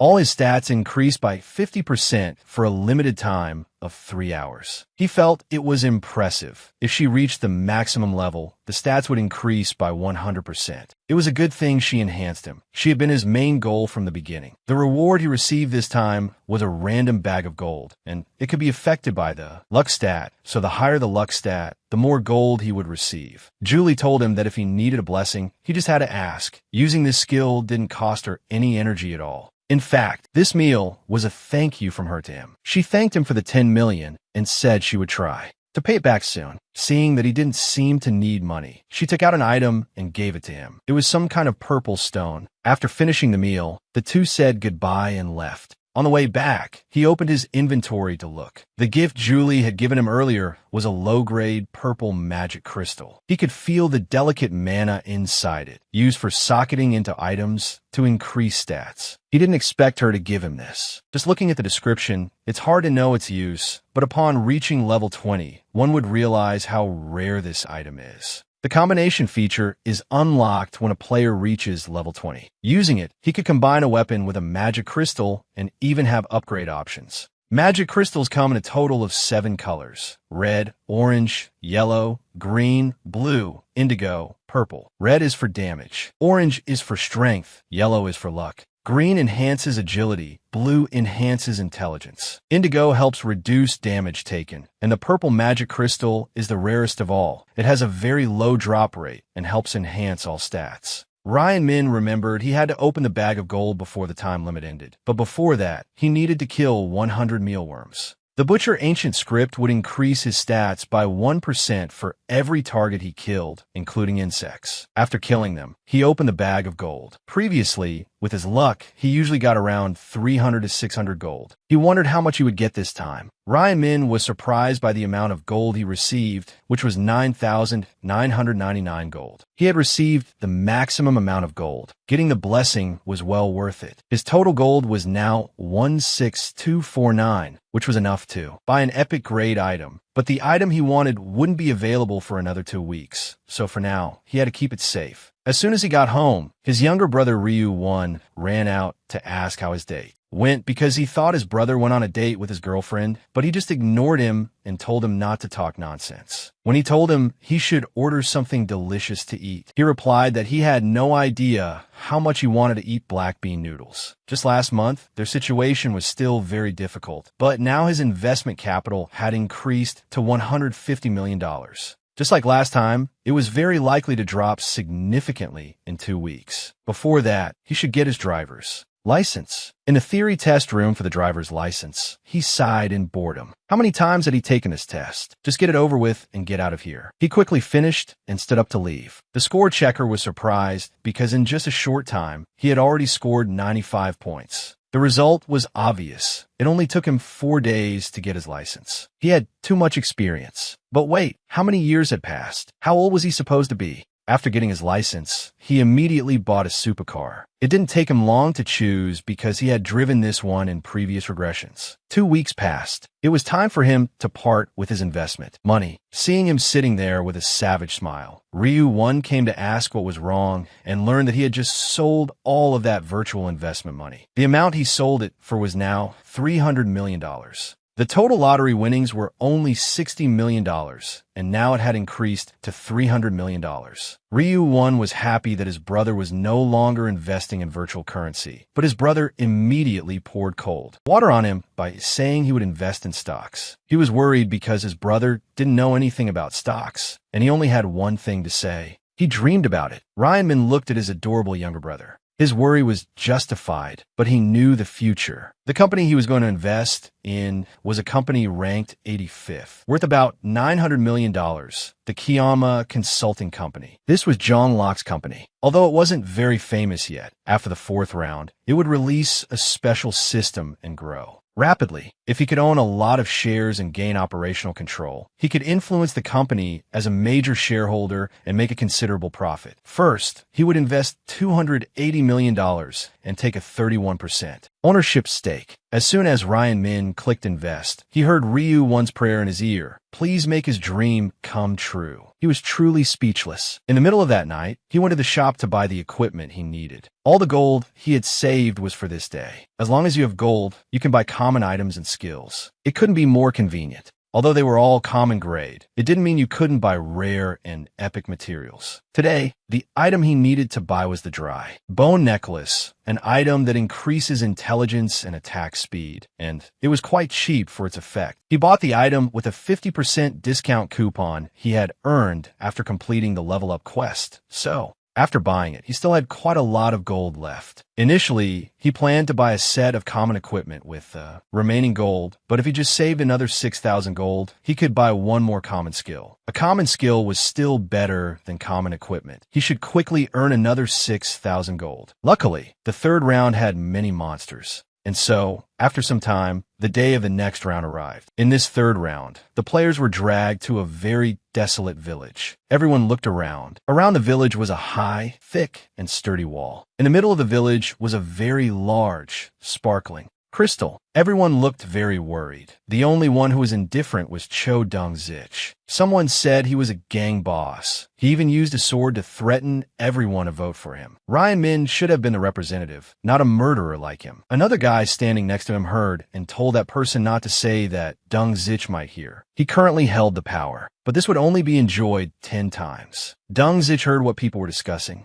and shouted for everyone to shut up, pointing to the message written before this happened. The audience, like that angel, stopped. Suddenly, Iong Min stepped forward from somewhere and bowed his head too. But I came to greet you. Dung Zich wasn't very surprised and asked if he was one of his underlings. He could only answer that he wasn't yet. He just had a dream of becoming a gangster. Dung Zich heard this and thought he was crazy. Iong Min said he was his role model, and he really wanted to join the Dung Zich gang. He knelt down and said he would spend his whole life following him, asking him to accept him. Dung Zich sneered contemptuously. In his whole life, he had met many crazy guys, but this was the first time he had met one so young. At this moment, he was very spirited. He told him to get up quickly and asked if he was blind. Didn't he know his reputation had gone down, yet he still wanted to follow him? Iong Min replied that regardless of what people said, he was the person he respected. As long as he accepted him, he didn't care what others thought. Dung Zich said he would take responsibility and teach him. Seeing this, people gossiped, thinking Iong Min was crazy. But Ryan Min, on the other side, saw all his actions and was very happy. It was a good thing. Suddenly, that angel appeared. She said that everyone's status window appeared, clearly stating the main mission of this third round was to protect the holy relic for 3 hours. The total number of participants in the entire region was 850 million. 30,200. Currently, no one had completed it in the region. Currently, there were a total of 4,900 participants, and no one had completed it. People were very surprised that this region was sure on people, but that angel was thinking it was impossible for people to die just like that. It seemed that in the real world, people had been killing each other. She worried about how much more competitive people would get. But below, the players were very panicked. When a number of people who could complete the mission was only 1225, people thought there was an error. That angel smiled and said it seemed people were afraid because the number of people who could complete the mission had decreased, but they forgot that each round only half the people could survive. But since everyone survived the last round, it was perfectly reasonable that only 1/4 of the players would survive this round. In this third round, every 30 minutes, monsters from the army will appear in front of the castle gate and target the holy relic in the center of the village. There are a total of 4 waves of attacks, and everyone must cooperate to protect the relic. Everyone will receive an additional reward if they can protect the holy relic for 3 hours. If not, they will suffer a penalty. The ranking will be based on the number of monsters destroyed. Dung Zich on one side heard that he just needed to kill monsters and was very happy because he held the power, so this round was a piece of cake. The angel said that Dung Zich had the right to command, but if he died because of a monster, that position would be left vacant. But if he was killed by another player,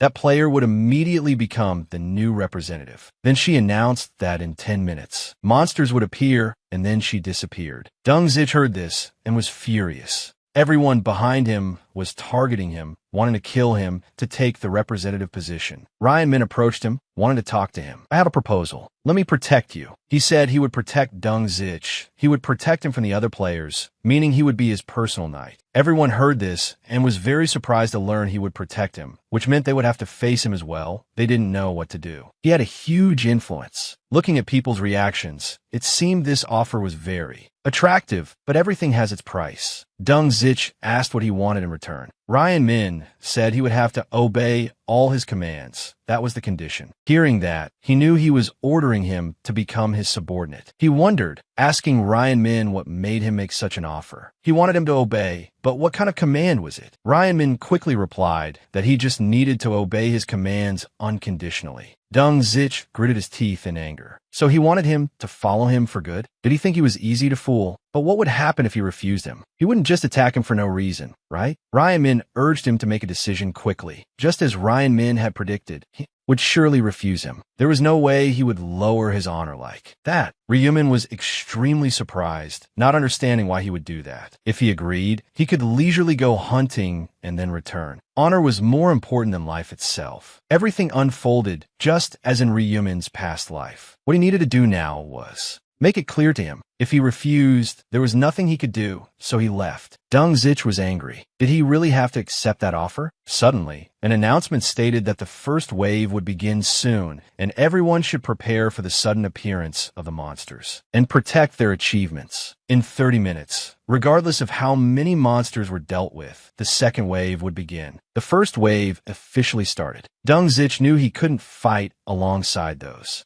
who were currently useful to him. As for Ryumin, seeing him heading somewhere, he followed. The status window displayed 9,800 monsters. Dung Zich hastily fled. He didn't know why Ryumin wasn't moving. Was he fighting alone? Was he confident he could kill them all by himself? He looked down from above, thinking Ryumin would only fight for a bit before running. Down below, the horde of zombies started to run and attack. Ryumin used his ability to deal with wave after wave of zombies. Dung Zich didn't expect Ryumin to be so strong. He wondered if he would be that strong when he reached level 16, but now was not the time to think about it. He needed to level up quickly and get stronger. At this moment, the battle between players and monsters became more fierce. Everyone shouted to block the monsters and not let them get near the crystal. Dung Zich went down and started attacking the monsters. Thanks to his ability, he could predict the movements of the monsters. An arrow flew past his face. He swore he would tear that person into 100 pieces. A player started attacking him. He quickly took his knife and stabbed straight at that person, along with the one who shot the arrow at his face. He was furious. He wondered if he should accept Ryumin's help now, but there must be another solution to hunt in peace without being bothered by other players. He saw Kwang Jong-min and went over to him, telling him to protect him from now on.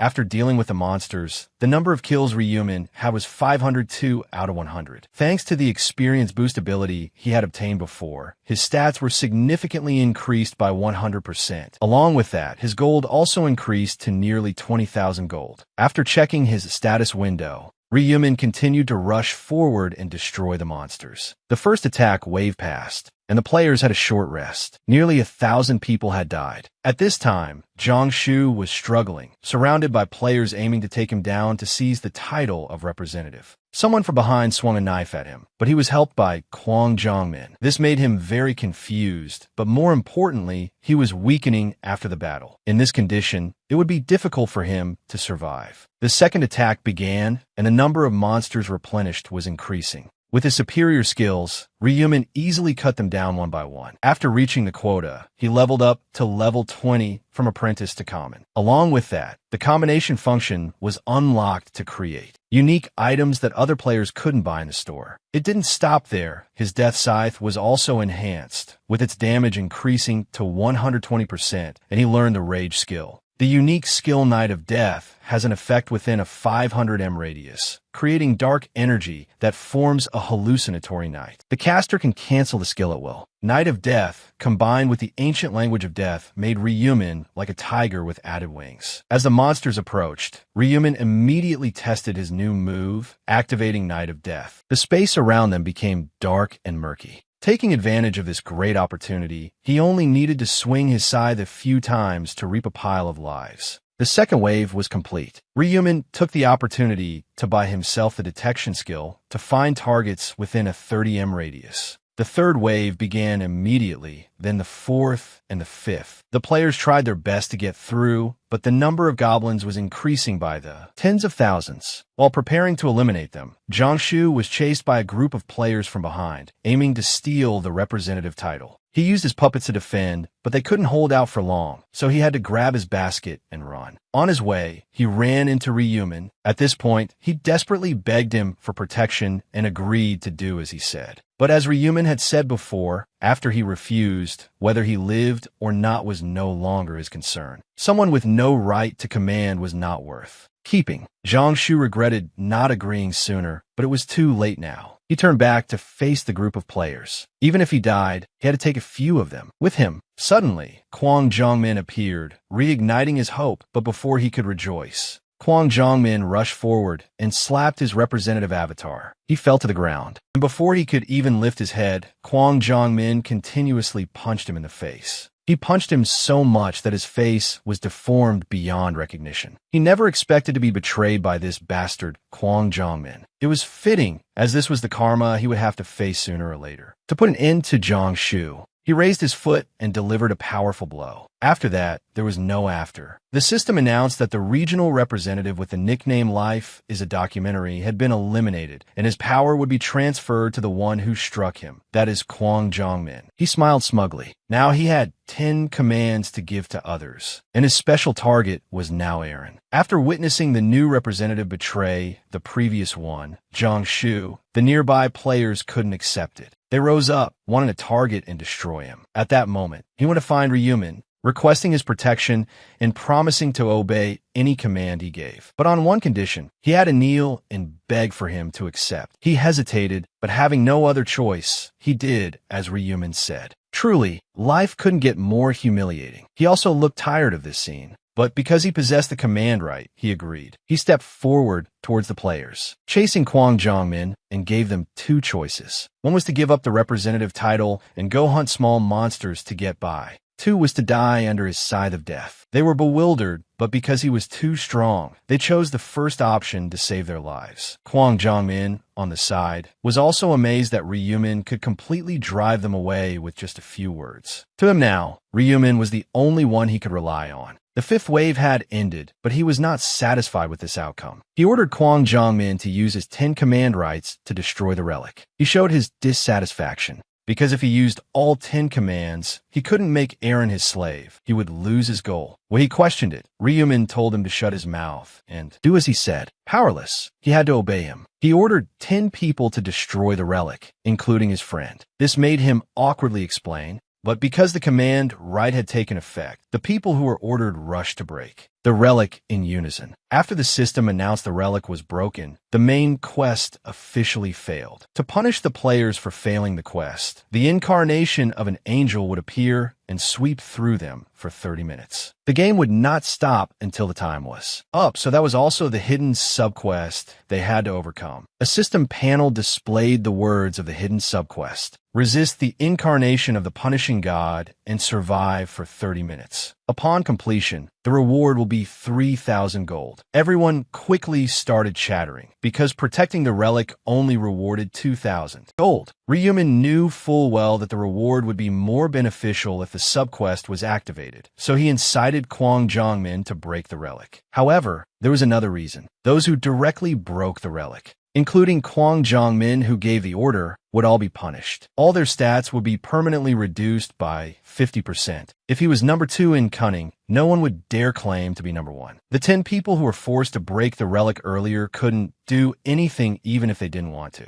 Kwang Jongmin angrily smashed a wall while the other 10 relentlessly pointed fingers at him. Because stats directly affect survival, this was a fatal blow. Ryumin no longer cared about those brats and focused on destroying the incarnation of the punishing god. He opened his personal system, bought items with his remaining gold, an assassin's hood, and a pair of wise long boots. Next was to combine both items with a mana stone to attach to the skeleton necklace he had acquired earlier. After a series of stone-setting operations, Ryumin had completed what he needed to do. Suddenly, a black vortex appeared from the sky, covering the entire square area. Some people were scared, reassuring themselves that it was only 30 minutes. Some planned to hide or run away during these 30 minutes. But life isn't that easy. Ryumin just stared and thought. In his past life, out of 2,700 players, only 500 survived. The initial incarnation of the punishing god required 5 level 40 players to be defeated, and Ryumin was planning to finish it by himself, because when he killed the angel Baij, he was granted the title first to kill an angel, and this title would help him double his stats when fighting divine creatures. An angel appeared in the sky, no different from the angels that had appeared before. However, its face and hands were pitch black. It gently landed in the square. Some people were doubtful, thinking it was too easy compared to fighting monsters. It stepped forward, raised its scepter high, and struck it down. A barrier appeared, covering nearly 300 people, with the bonus of their stats being reduced by 50%. The trapped people could only desperately pound on the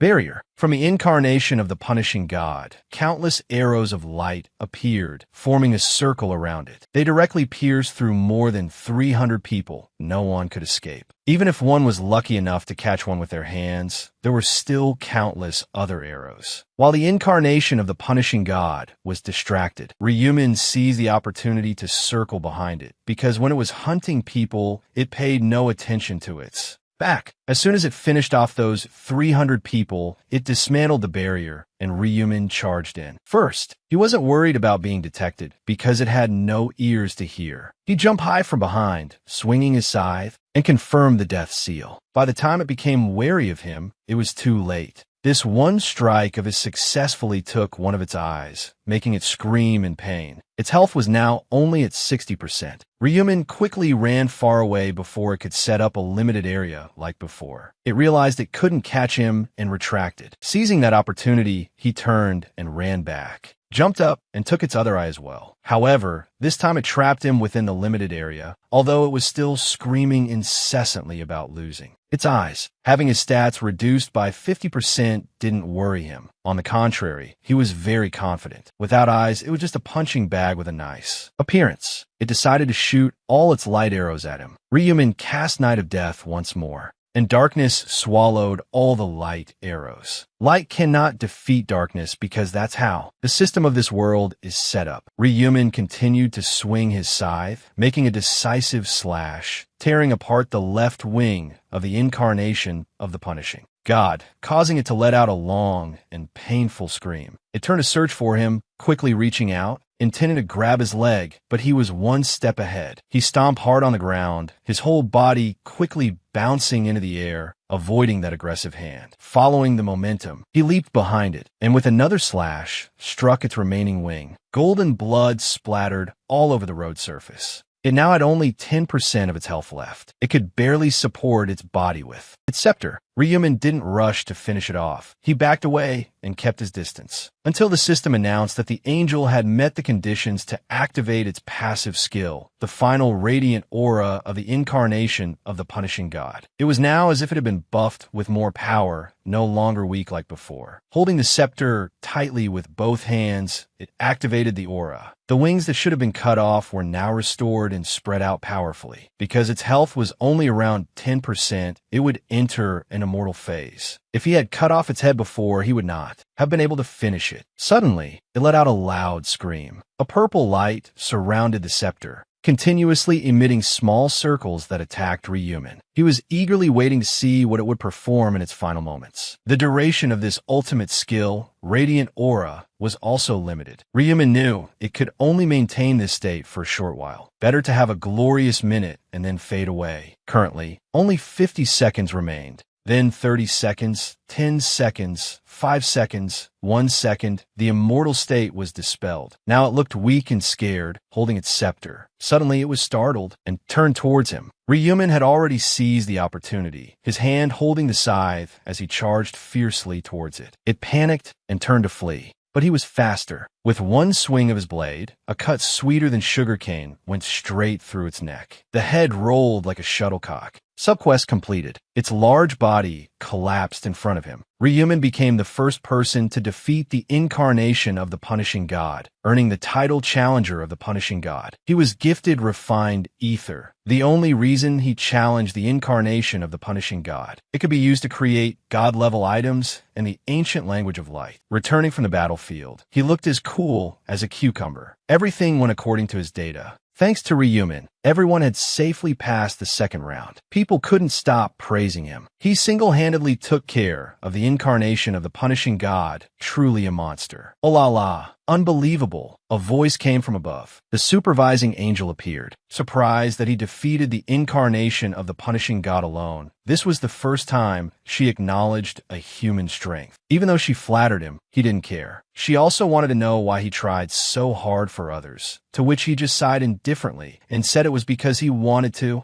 Because you wanted to? I also couldn't just stand by and watch it slaughter all these people. Those who previously thought he was arrogant now couldn't stop admiring him. The angel scoffed, helping others in the same situation. I've heard that you humans are very strange. So it's true. You can ignore all conflicts and unite. I can't understand it at all. However, this is not the time for players to relax, because if the overall performance is not good, you'll be in deep trouble. The results ranking board appeared again. At the top was still Ryumin with an impressive number, having killed 3,631 monsters and reached level 30, while the second place had less than 1,000. People began to suspect if he had an experience point boost. Well, that's right. That's how the main character is. Ryumin continuously received rewards. Among the chosen rewards, he picked the resistance ring because its name sounded weak. But it would be very useful in the future. If he were unfortunately hit with a negative status effect, he would be helpless. The reward for the fourth round didn't have an experience buff like the previous rounds.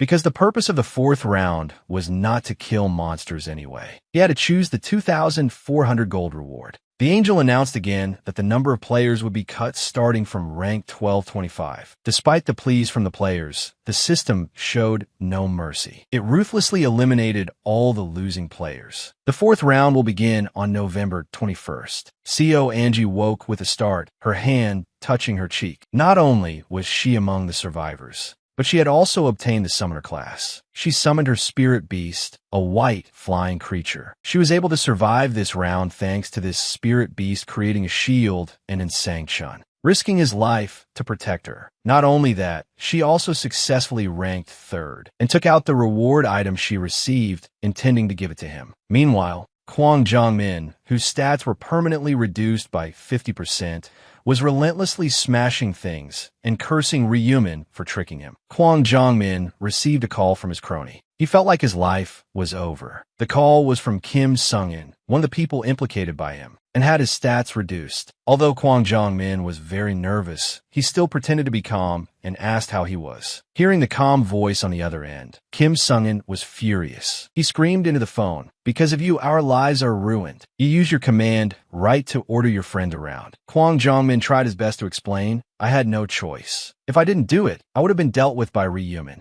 The crony was not having it. He would rather have Ryumin fall before Kwang Jongmin. "You act like you're the only one who got reduced while we were used by our friend. If you hadn't been greedy for the regional representative position, things wouldn't have turned out like this. From now on, don't call me. If we meet in reality or in that world, we'll pretend. We don't know each other." He hung up before Kwang Jongmin could say anything. He was also extremely frustrated as he was a victim in this case too. Planning to have the other guys crush him, he kept calling the others but only got their voicemail. Realizing his friends were useless and feeling utterly embarrassed, he was now officially on a solitary path. Everyone has their own life and he doesn't need friends. At Magenlock's hotel, he congratulated Sang-chun for luckily surviving and requested a report on the third round. And Sang-chun had received the night class and was at level 11. After hearing him say that CO Angie had received the summoner class and even helped create a shield to hunt safely, Magenlock told Sang-chun to maintain that relationship. Even date her if he wanted, as it would make it easier to discover each other's weaknesses. And Sang-chun was bewildered, as CO Angie was not his type. He even found it a bit troublesome to keep looking after her, and CO Angie probably still felt indebted to him. Returning to the urgent report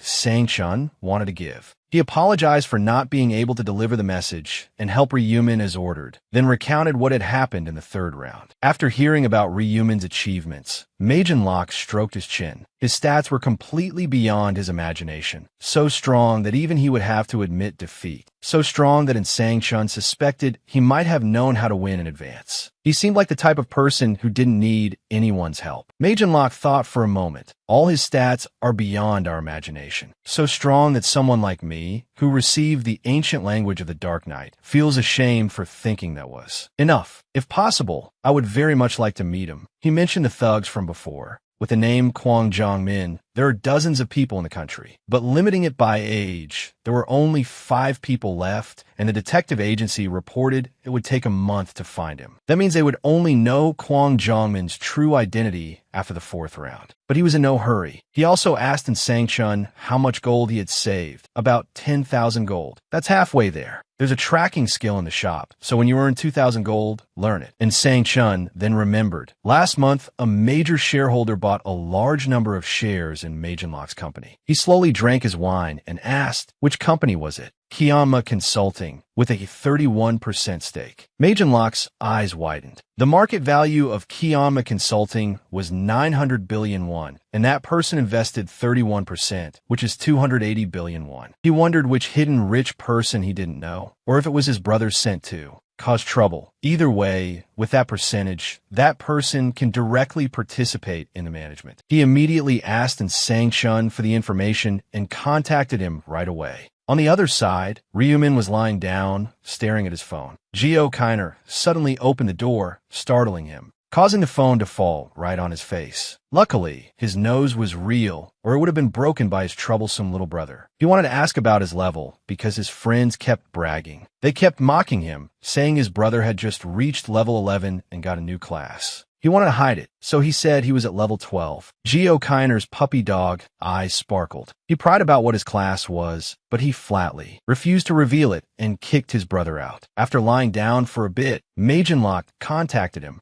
He had to play him a little so that he wouldn't be suspicious of him. The more he seemed like an easy-to-deceive guy, the more he would lower his guard. Magenlock mentioned wanting to meet him and treat him to a meal. He suggested Friday, but that day was an important day for him to get the ancient language of inner thought. He suggested meeting on Saturday. After they finished discussing, he hung up and thought. He established Kianma consulting to gain his father's recognition, so there's no way he would treat a major shareholder badly. Before meeting him, I need to make a trip to collect the ancient language. Already, there are many ways to obtain ancient languages. They can be found in certain places in certain rounds, or can be a special reward after defeating a boss or on regular monsters in extremely rare cases. And there's one more way that few people know, which is that ancient languages can also be obtained in the real world. However, the conditions for an ancient language to appear are a bit complicated. You go to an abandoned building, walk up the stairs, and in a little while, Jang Sukhui will appear here. That is his game world nickname, and also the name of the criminal who kidnapped your younger brother in previous regressions. You still remember his voice very clearly. He kidnapped your brother to lure you to this abandoned house. He knows you're a regressor thanks to the inner thought's ancient language, so he wants to make a trade. After that incident, you sought to take revenge on him starting from the 11th regression. The reason why your purpose no longer carries any personal grudge is that you need to obtain the inner thought's ancient language. Back to the present, you put on a white mask and hide in a discreet corner. A moment later, he walks in, carrying a woman on his shoulder. He drops her down while her hands are tied and her mouth is gagged. He removes the tape, threatening her not to scream. She keeps apologizing to him, but he's tired of hearing these words. You open your mouth and can only say that much? Try saying something else. Phrases like, save me, I have a young child, I'll give you money. He doesn't want to hear those bland words. The woman keeps begging, her hands clasped, kneeling from the beginning. She thinks he captured her because the other day when she met him, she gave him a very disdainful look. It turns out the incident happened 2 days ago. He casually put his hands in his pockets, swaggering down the street, wondering which girl to choose. Just one woman could help him relieve all his problems. Suddenly, he spots a woman on her phone on the street. He follows the person into an alley. Suddenly, he walks faster. Activating the ancient language, his whole body glows, startling the girl and making her drop her phone. Her vision immediately turns white. Unable to see anything, he takes the opportunity to grope her once, then runs away before the skill wears off. His previous life was extremely dull in and out of correctional centers frequently, since obtaining the luminescence ancient language from the game, an ancient language that can make the body glow and blind the opponent to scare others. He really enjoys using this skill to do bad things, especially with women. It's perfect for him to find pleasure. He enters a coffee shop, and that's where the girl he kidnapped works. Seeing that she looks pretty, he plans to continue his previous behavior. He orders a cappuccino and asks if she is a new part-time employee. He has never seen her even though he is a regular here. Of course, the regular customer thing was a lie. She is surprised, confusedly explaining that she usually delegates tasks to employees. In these times when the world has become strange, the employees have all quit, so she's the only one left. That's why she didn't recognize him. He thinks it makes sense. Right now, they could die at any moment. So who would waste time working part-time? He flirts a bit more to get to know her, learning that she is 23 this year and is the owner of the shop. He wants to ask for her phone number, even saying it's because he likes her, but she hesitates, stuttering and stammering. He thinks she despises and detests him because of the pimples on his face and gets angry and annoyed, no longer wanting to drink the coffee and demanding a refund. The girl tremblingly gives the money back, but he is still not satisfied, angrily running out of the shop but still holding a grudge. Just because she's a little pretty, she judges a book by its cover and looks down on others. Jang Sukhui took advantage of her being alone and knocked her out with a baseball bat. Even though she apologized, he feels it doesn't count for much. This won't do. You're not sincere at all. He knows full well she's only apologizing because she wants to be let go. He grabs her hand tightly and immediately begins his depraved act. At this moment, being so engrossed, he doesn't notice Ji-Human opening the door and walking in with a scythe. His sinister, lecherous face smiles as he looks at her. He raises his hand. If you know you're wrong, then pay the price for your mistake and now stay still. You're the one who should stay still, understand? A voice comes from behind. Before he could do anything, G-Human has appeared. He walks leisurely, resting the scythe on his shoulder. He is startled, looks back, and curses. You gently tell him not to swear, since he'll be screaming and cursing in a bit anyway. He is bewildered. What is that huge scythe? And that white mask, too. Do you think this is a place for you to show off your toys? You hold the scythe in front of him. It seems you still don't understand the situation. In your opinion, does this look like a toy? You swing the scythe, making a sharp arc. Only then does he realize the scythe is real, and this guy is a player just like him. G-Human turns to the woman and tells her to leave. This is her only chance, but he blocks her, not letting her go. You immediately leap up, using the handle of the scythe to jab straight into his crotch, causing him to collapse immediately. You tell the woman to take the opportunity to run away, and now the warehouse is left with only you and him. Now let the real game begin. You smile at him contemptuously. He shouts a "fuck you." 2 sentences, "I will kill you." G-Human is quite glad that he is still that energetic. If he gives up too early, what's the fun in it? He gets so angry he becomes reckless, shouting, "How dare you laugh at me like that?" He holds a knife obtained from the game, swinging his arm and advancing towards you. His skill is so masterful, every stab misses. What the hell is this? He dodged all my attacks. His mind is in turmoil. You easily avoid it, glancing at his weapon. TSK, TSK. I can't believe he even brought a goblin knife. Instantly, you dodge to one side. The movement's so fast that he is still frozen in the posture of raising his hand to stab you earlier. You swing the scythe up from below, taking his hand that was holding the knife. Blood flows endlessly, making him scream loudly. He holds his arm and slowly lowers himself. Does it hurt? I haven't even started yet. Due to excessive blood loss, his vision is now blurry. You move again. Look at his overreaction. You don't mind taking his other hand as well. Although he has lost a lot of blood, he still thinks he needs to take out your eyes. Only then can he survive. He activates the luminescence ancient language. Suddenly a stream of light emits from his chest, but the light fades and disappears while he doesn't understand what's happening. It turns out that G-Human had already activated Midnight, swallowing any existing light source. No matter how much light he emits, it's useless. You had anticipated he would use this skill and had taken precautions beforehand. Even without Midnight, you would have cut off his wrists and ankles first anyway. You dash forward, lightly gliding behind him. The scythe once again takes his legs. This time he officially collapses. His face full of fear, shouting, "You demon, why are you treating me like this? Why?" Without wasting words on him, you pin one of the scythe's sharp points into his left thigh, repeatedly stabbing it, completely crippling that leg. You ask, so why do people exterminate pests? Because letting them live only causes harm. You stab his right thigh again. He still has the energy to curse you. Let's see how long he can maintain that attitude. You continue to stab different parts of his body, blood splattering everywhere, but still holding back so as not to let him die.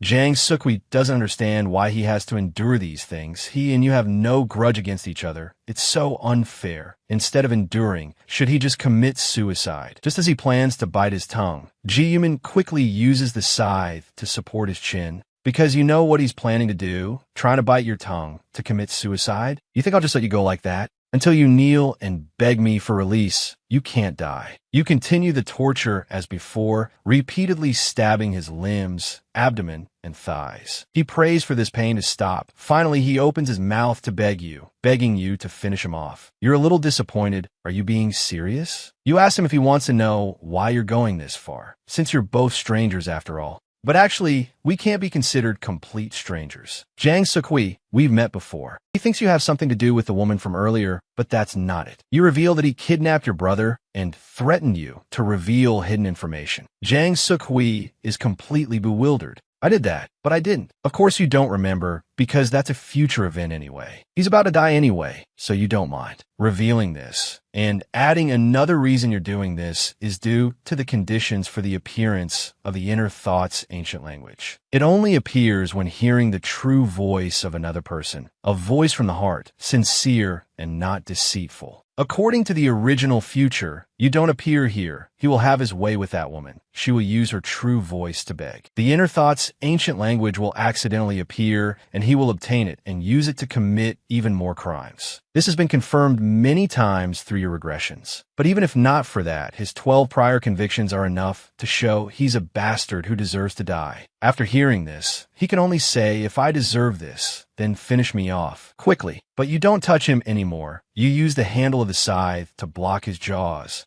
You will wait until he has completely bled out and stopped breathing. Thanks to that, in the last moments of his life, he is in constant pain and screaming in his mind. I told you to finish me quickly. This is too painful. Don't you want to get the inner thoughts, ancient language? Don't you want to hear the true voice from my heart? So why are you stopping me from speaking? G-Human seems to hear his inner thoughts, knowing he's wondering why you're stopping him from speaking. It's because you want to try using the inner thoughts, ancient language. You've had it for a while now. The ancient language has reacted to his true voice. Hearing that, he cries without a sound, tears just streaming down what he says. Yeah, as you can see, the ancient language is very effective. At this moment, you can understand what he's thinking in his head. You can't kill him that easily. That would be too unfair to your victims. Oh my God, this is killing him with anger. So angry that his eyes bulge, his face turns purple, and then he completely stops moving. Now he's really dead. You let go of the scythe. Even though there are no witnesses, you still have to clean up this mess. Might as well use the skill you just learned this time. Erase traces. A stream of blue light covers his body and then slowly disappears. Swallowing Jang Sukhui's corpse, it's best not to leave a mess behind. When the job is done, you take off the mask, turn around, and walk out of the house as cool as a cucumber. The scene changes to the next morning. You are wearing a luxurious suit, looking really sharp. Today is the day you and Magelock have an appointment to meet. Ji-Yuan is still yawning, letting out a loud gasp of surprise because his brother is dressed so formally. I thought you were getting ready for a date. There's so many reasons for people to dress up nicely. Why does your little brother always think you're going on a date? Do I usually look that shabby? Ji-Yuan denies it, saying he's about to meet a business partner.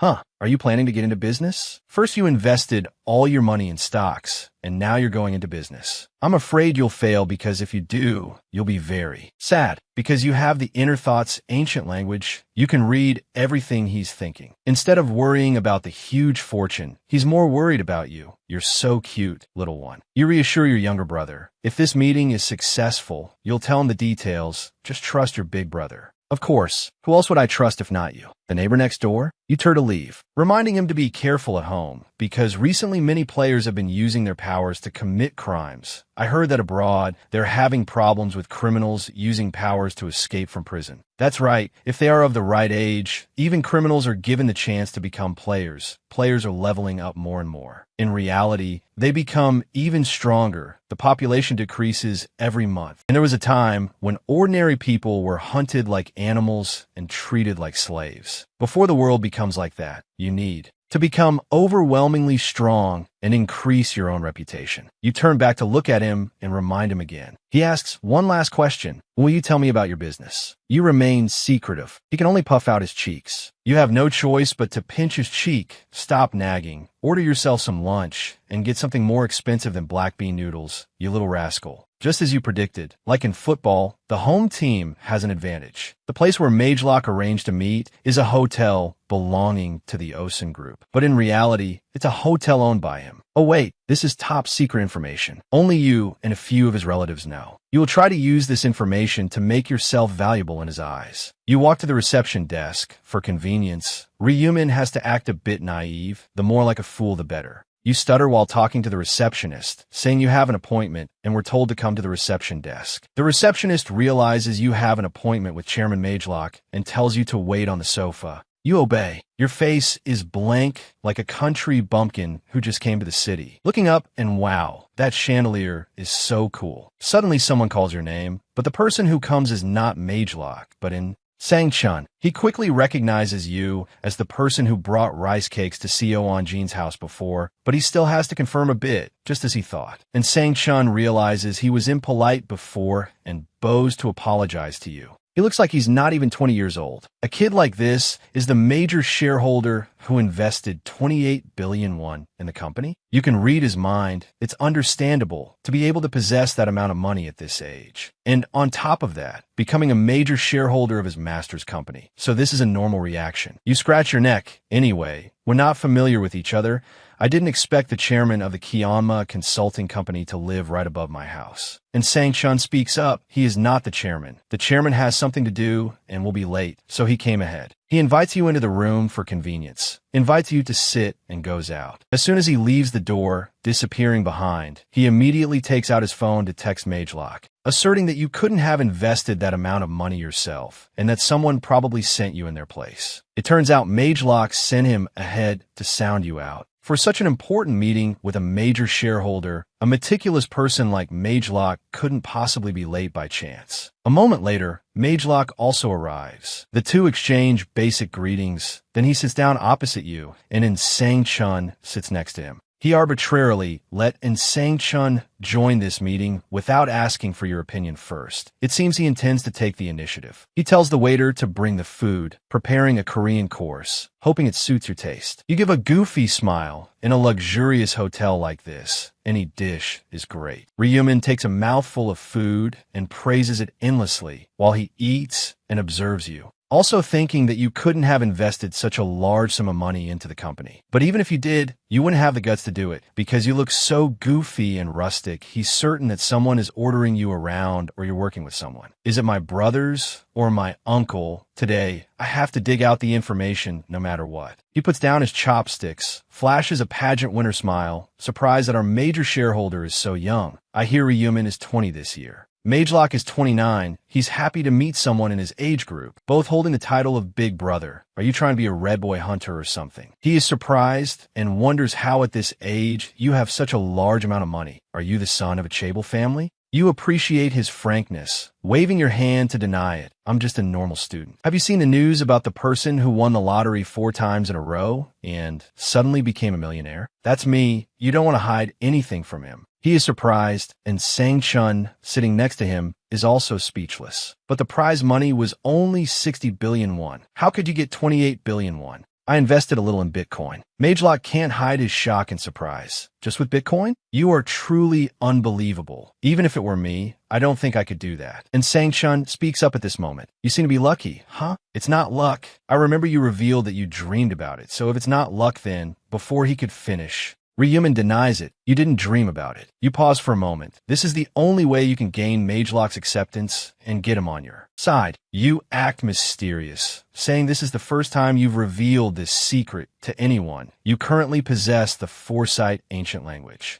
This ancient language helps me see things a few years into the future. Hearing that, he and Sang-chun are very surprised but still can't help but be skeptical. It sounds like gibberish to him, thinking you're talking nonsense to trap him and demanding you prove it. You can guess what he'll do next by reading his thoughts. However, to be safe, it's best to set a limitation for your ability. Now, you make up that you can't use the ability freely. It activates automatically and unexpectedly, not under your control. Magelock calms down. It's understandable that such a great ability has some limitations. Suddenly, he remembers, if you invested such a large amount of money, does that mean his company will develop a lot in the future? You don't hesitate to reveal that within half a year, he can get listed on the KOSPI, the Korea Composite Stock Price Index, without any obstacles. Magelock can't hide his joy. If that happens, not only will he be recognized by his father, but he will also be promoted to chairman of the board. But very quickly, he feels he's overreacting to unverified information. Ryumin also mentions that if he wants to succeed, he must completely change the business model and, if possible, change the company name as well. And Sang-chun gets angry and slams the table. He doesn't believe you, but this time Ryumin is very serious because as players, they must understand the risk of revealing their own ancient language. You want to cooperate to develop the company together. Moving to the apartment below the penthouse where Seo Onjin lives was not a coincidence. Magelock is quite angry to hear that because he didn't receive any report about this. He is still hesitant. If you can't see the future, you couldn't have just moved into a house near someone related to the company you're going to invest in. You read Magelock's personal information clearly without a single mistake. He listens, but is not very surprised because any of his relatives know this information. It could be someone sent by his father to trap him, and yet you demand cooperation. It's all unreasonable. He will call a board meeting, and you must be the one to convince them. Ryumin doesn't want too many people to know about him and this ability, so he has to play his final card, telling Magelock about the information for round 4. The main mission is a bloody battle. Players must slaughter each other. You leave, letting the two of them stay and discuss, half believing, half doubting. If you have that ability, why not keep it? To enjoy for yourself. Magelock thinks that human greed is bottomless, but if you have such an ability, he wants to make you an ally. They just need to wait until round 4 to prove whether you are a prophet or not. At this time, Ryumin has left the building, walking alone on the street. You could only reveal the content of the round for competition, but not the side quests or how to climb the leaderboard. After round 4 ends is when you will prove to him that you are a real prophet, and he will surely try to convince you to join. He might even protect you from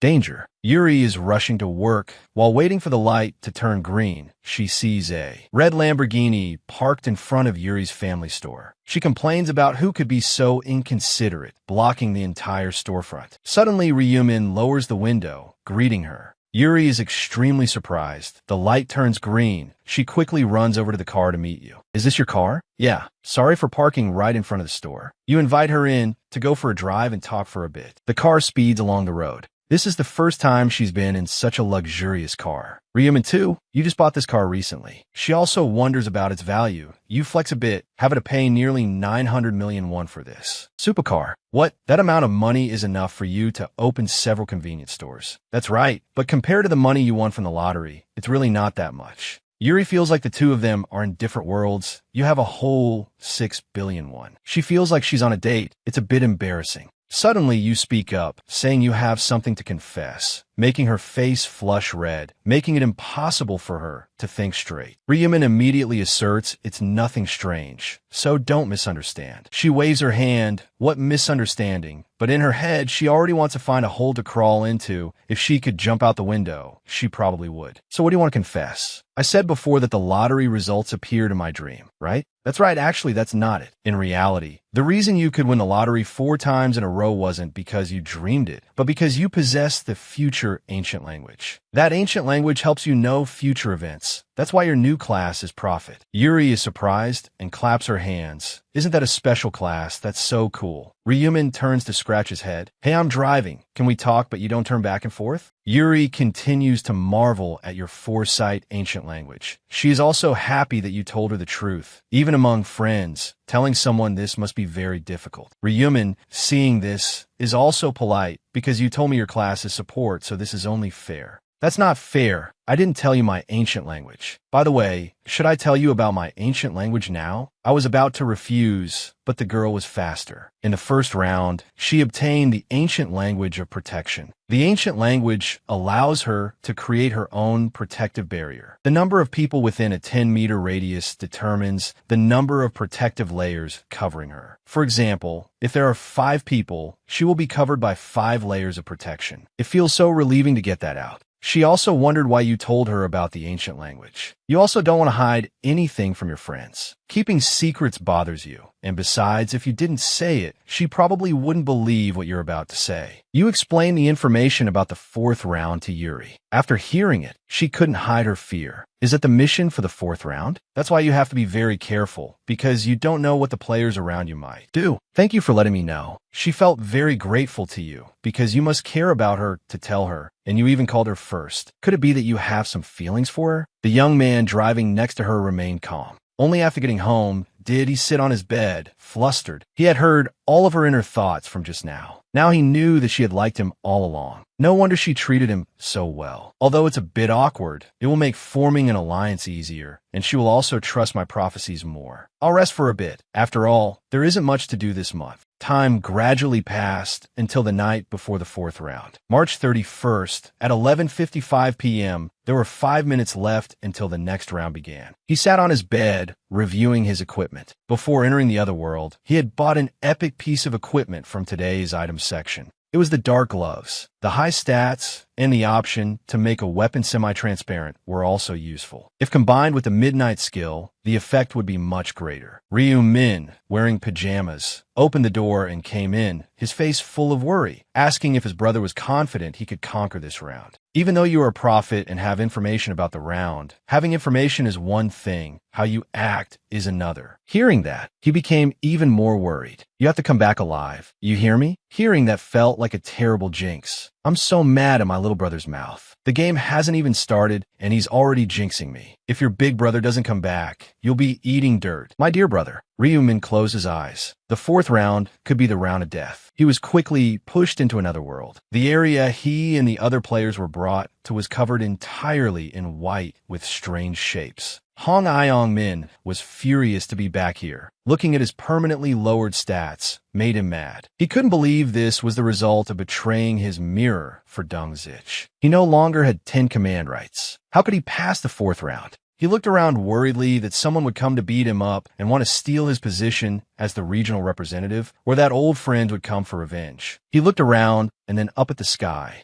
confused, not knowing where this was. What kind of mission has to start in this godforsaken place? This white stuff all around makes him feel like a lab rat. He suddenly saw you standing alone and immediately remembered the past. That evil, wicked devil must have known things would turn out like this, manipulating others to destroy a relic, and even taking down an incarnation of the god of punishment himself. No matter how you look at it, it's too suspicious. Actually, it was suspicious from the start, but it's still surprising that no one has realized it by now, except for the guy who looks like the biggest fool in this matter. If only he were strong enough, he would have beaten your face to a pulp. But there are no if-onlys in life, my friend. Even though you're still angry, you have to cooperate. At least, to save your own life, the only way is to get acquainted with him. He walked over and called out to you. Is the deal from the previous round still valid? The one about becoming a subordinate? If I become your subordinate, you will protect me, right? But Ryu Min flatly refused. He no longer needed a subordinate like him. Without any command rights, he was now all talk and no substance. What's the use of keeping a regional representative without command rights? Not to mention that most players have classes now, so command rights aren't that useful anymore. He has no value at all, just a genuine moving target. Hearing those fatal words, he froze solid, not knowing what else to say. A moving target? He thought for a moment and immediately looked around to see if any random person was eyeing him. Ryumin also reassured him, don't worry too much, he's only a target in name. Not many people will actually want to kill him.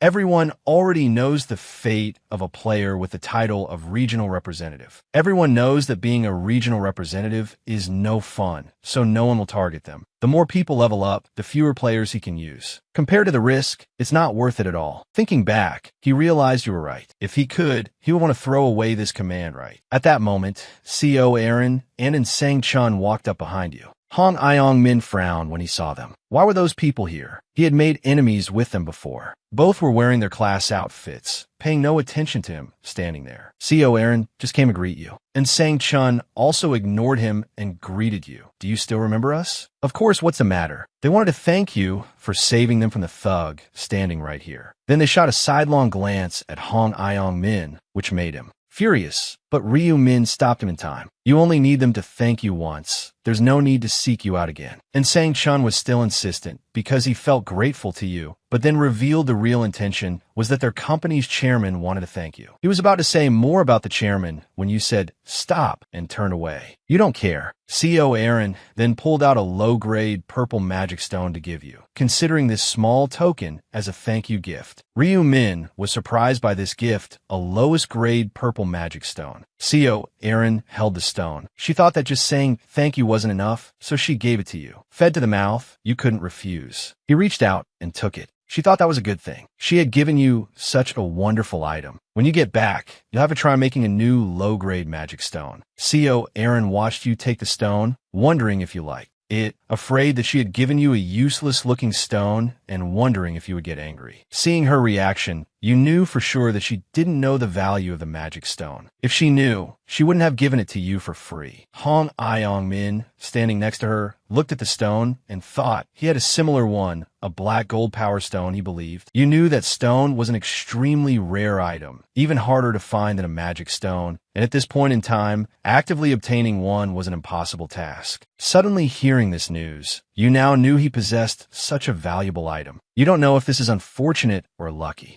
CO Aaron offered to help you create a protective shield. She happily revealed that she is a summoner and can summon a spirit to create a shield for you. Before she could finish her sentence, Ryu Min refused, feeling it was quite unnecessary. She immediately bowed her head sadly, not staying for long. She had to say goodbye to you and wish you good luck in this round. After those two left, Hong Ayong Min also intended to leave, but you wouldn't let him go so easily. You couldn't miss the chance to get that rare item, so you proactively approached him. At this rate, you'll regret it. He looked bewildered, scratching his head. Didn't you say no one would target him?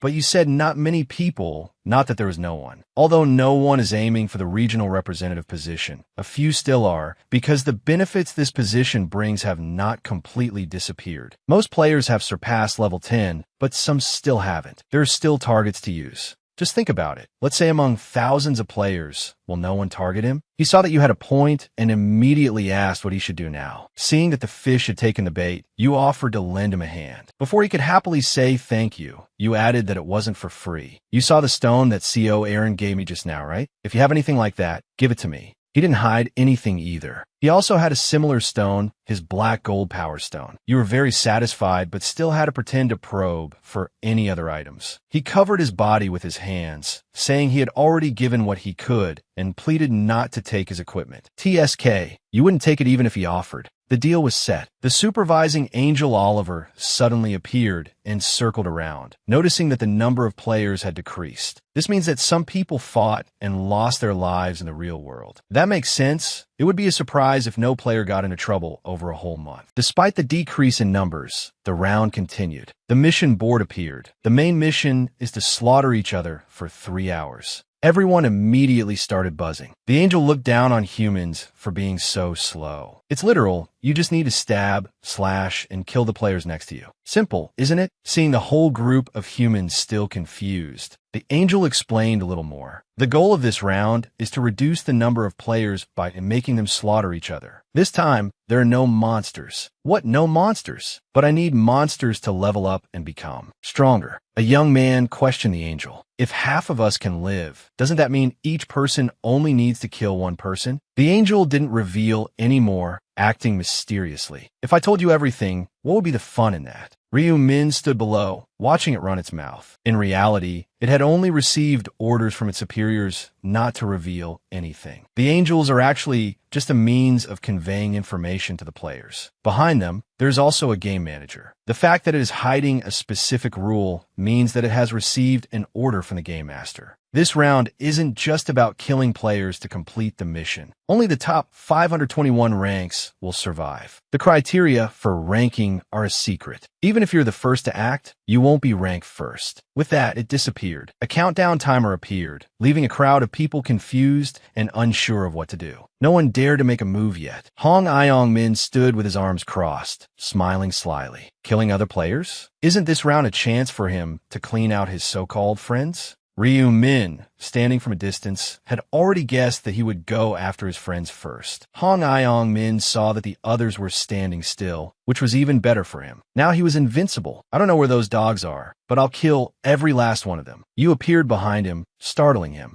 Curious why I'm here? I said I would help you not become a target, didn't I? Now I'm fulfilling my promise. A red light enveloped your hand. You had summoned the scythe. While he was still trying to figure out what it was and what was happening, a clean slice cut across his neck before the blood could even flow. Hong Ayong Min's head suddenly flew off. The subquest board appeared on your system. The content: eliminate the regional representative within a certain period of time to receive a lottery ticket for a lowest grade mana stone. With one hand, you retracted the scythe while intently looking at the system. The reason you killed him was to get the subquest reward, although that wasn't the only reason. Suddenly, the people around shouted, "Someone's dead." I saw it. I saw him kill that guy. You looked at the group that shouted first, a bunch of hypocrites. Not long ago, they were the ones who most wanted to target the regional representative position and kill Hong Iong-min. Now, they were pretending to be decent. The crowd grew larger, and the criticism directed at you also increased. You can't just kill people like that. Do you have any humanity? Murderer. He's a murderer. A murderer, huh? They're not wrong. Not long ago, you also killed Jong Seo-kyan. Not only that, you will continue to kill countless people until round 20. But you have never killed without a reason, especially in this round. You have no other choice but to kill to get through, whether you like it or not. Even though the crowd knew this would happen, they still criticized you. The crowd was in an uproar. You didn't care about them. Public opinion changed. They all wanted to take this opportunity to take down Ryumin together. One wanted to incite everyone to kill you. Another wanted to charge you with some crime. You stood there and chuckled, because with the ancient language of inner thoughts, you knew what they were thinking. The whole bunch thought they had found a good opportunity. Seeing you chuckle, someone shouted, "You think this is funny? Are you a psycho? How dare you after what you've done?" The system board appeared. Player Ryumin has become the new representative of the region. This was like giving a tiger wings. The ones who were shouting just now suddenly fell silent. What's wrong? Are you scared now that I'm the regional representative? Aha! If you're afraid of the command right, you must not have changed your class yet, right? Suddenly, someone noticed your nameplate had changed from yellow to red. Why did only his color change? You knew full well what was happening. The nameplate turning red was proof that you had been tainted. The more people you kill, the redder it gets. The color-changing nickname is to distinguish which people have killed others. Instead of choosing an innocent player, people will choose to finish off the murderers. By doing so, their conscience will be less troubled. Those who kill murderers also become murderers by default, and as a result, they encourage each other to kill those around them. The loop continues until time runs out. Right now, they might still be hesitant to kill anyone, but this will be the reason behind many people's deaths. You crossed your arms and continued leisurely. Were you all doing? I'm sure you don't have time to dally there. Everyone was now holding weapons aimed at you. You cross your arms as if to say, I'm the only one who wanted to kill the regional representative. What about those who flocked to Cho Dong-zich in the previous round? Were you planning to give him a kiss or something? Kill or be killed. Don't tell me you don't know such a basic principle. Stop being hypocrites and face reality. If your own life is at stake, there's no way you wouldn't point your weapon at the one threatening you. This is not the time to sit around doing nothing. If you're so worried, then go ahead and argue, just like when we voted last time. It's harsh to say, but if you don't, they will continue to waste time. If that happens, the number of people who pass this round won't be 521. Even if it means making them fight, encouraging them to do the mission is the only way for more people to survive. Everyone was suddenly enlightened by your words, and someone thought it made sense. We have to do something, but no one knew what. The muscular, dark-skinned man sarcastically asked, "Any suggestions, Chatterbox?" The girl standing next to him was annoyed that he kept mocking her. She just wanted to discuss what we should do. He suddenly suggested a one-on-one duel for fairness. How is fighting to kill each other fair? We don't even have enough time. Hundreds of methods were proposed, but all had their flaws. Co Aaron, standing to one side, also anxiously asked and Sung Chun if they really had to kill people. Of course we do. If we don't, we'll be killed ourselves. Why should we care about the lives of people we don't even know? And Sang Chun completely agreed with you. And he also asked her to make up her mind, because killing people is not a pleasant experience. He spoke as if he had done it before, and Sung Chun's eyes hardened at that moment. Of course not. I was just guessing. So who should we kill? Let's just see how things go. The discussion of who to kill and who gets killed still hasn't stopped. Someone said to focus on those whose nicknames have turned red. Someone said to focus on killing you, but was cut off. How can you kill someone who has reached level 30? I bet even if we all attacked at once, we couldn't kill him. Shoo, be quiet. What if he hears? Of course you can hear. You can even hear them mumbling, let alone speaking as loud as a public speaker. From somewhere, a random guy started preaching, getting angry that everyone was discussing how to kill people. What the hell are you all talking about? Life is precious. Even if that person is a murderer, we shouldn't kill anyone. It's true that in any debate, there will always be a faction that goes against the majority. So what do you want me to do? Someone has to die for me to live on, right? A young man then told everyone to agree on killing the criminals. Did this guy fall down a well or something? How are we supposed to tell them apart? Are we going to ask anyone with a criminal record to raise their hand? The other guy was no pushover either, the kind who doesn't offer an opinion, but just acts contemptuous of others. The two of them just kept arguing like that. Small conflicts kept breaking out. One would say, "What did you say?" and the other would reply, "What did you say?" They summoned their weapons, but no one dared to make a move. They were all just talk. Ryumin, standing to the side, also sighed, but there was no need to worry. It wouldn't be long before they would start slashing and killing each other without hesitation. Yon, the living dead, is waking up. Hong Iong Min, who should have died earlier, suddenly sat up, his head still attached to his neck. Only then did everyone realize the hidden rule of this game. After dying for 10 minutes, the player will be resurrected. Hong Iong Min slowly sat up, not understanding why everyone was looking at him, and not just looking. It was as if they were seeing a zombie. He was also bewildered because he was just talking to you, and now he was lying sprawled out like this. He's come back to life, like a god reborn. What are you talking about? It's the system that revived him. So that means everyone who dies in this round will be revived? Then it's okay to kill them, right? Without hesitation, the whole group picked up their weapons. A girl with a ponytail stepped forward to try and stop them, because we're not even sure if we could be revived, so let's not be hasty. Instantly, before she could finish speaking, she was slashed in the back, died immediately, and became the first guinea pig. "Why don't you go to sleep first, you bitch?" He slashed her across the back with his weapon. He stood there panting and said, "Come back to life, you, and I still have to fight again." The people around who witnessed the scene could only hold their breath and watch. They didn't see her come back to life. The people on the outside also chimed in. Maybe we have to wait a bit for it to take effect. We just saw that guy come back to life after 10 minutes. Everyone agreed to wait for her to revive. 10 minutes later, from the pool of blood, the girl suddenly glowed. The slash wound also healed itself, so she really did revive. She even stretched her arms out comfortably, then suddenly remembered the person who had just slashed her and became furious. Which one of you bastards was it? Who sneak attacked me? The guy who had slashed her earlier immediately rushed forward, his face gleefully planning another blow. But he was struck by another person and died instantly. So they will come back to life after 10 minutes, right? Everyone who saw that scene wanted to vomit. They could only cover their mouths and clutch their heads. Ryumin was still standing in the back with his arms crossed. Even though the ability to resurrect had been proven, they were still not comfortable with killing, but people are often influenced by their circumstances and reveal their own madness. One person took the plunge, to hell with it, and stabbed straight at the person in front of him. More and more people followed suit. If you take a risk, you get a big reward. At this point, no one was holding back anymore. They just charged forward. A chaotic battle broke out. Even if they didn't know each other or had any grudges, they just slashed away. Even though they didn't die, the people who were killed didn't feel comfortable at all. Some even begged others to die for them, since they would be revived anyway. About 1,000 players were savagely slashing at each other. Basically, this was a battlefield. Ryumin felt that it was time for him to go hunting. He summoned his scythe and walked toward the group of people who were about to slash each other. One swing of his scythe took down more than a dozen of them. There were also a few who had been itching to get at you for a long time. Seeing you alone, they wanted to take this opportunity to make a name for themselves. They tried to take a stab at you, but with your detection skill, you could easily dodge the sneak attacks.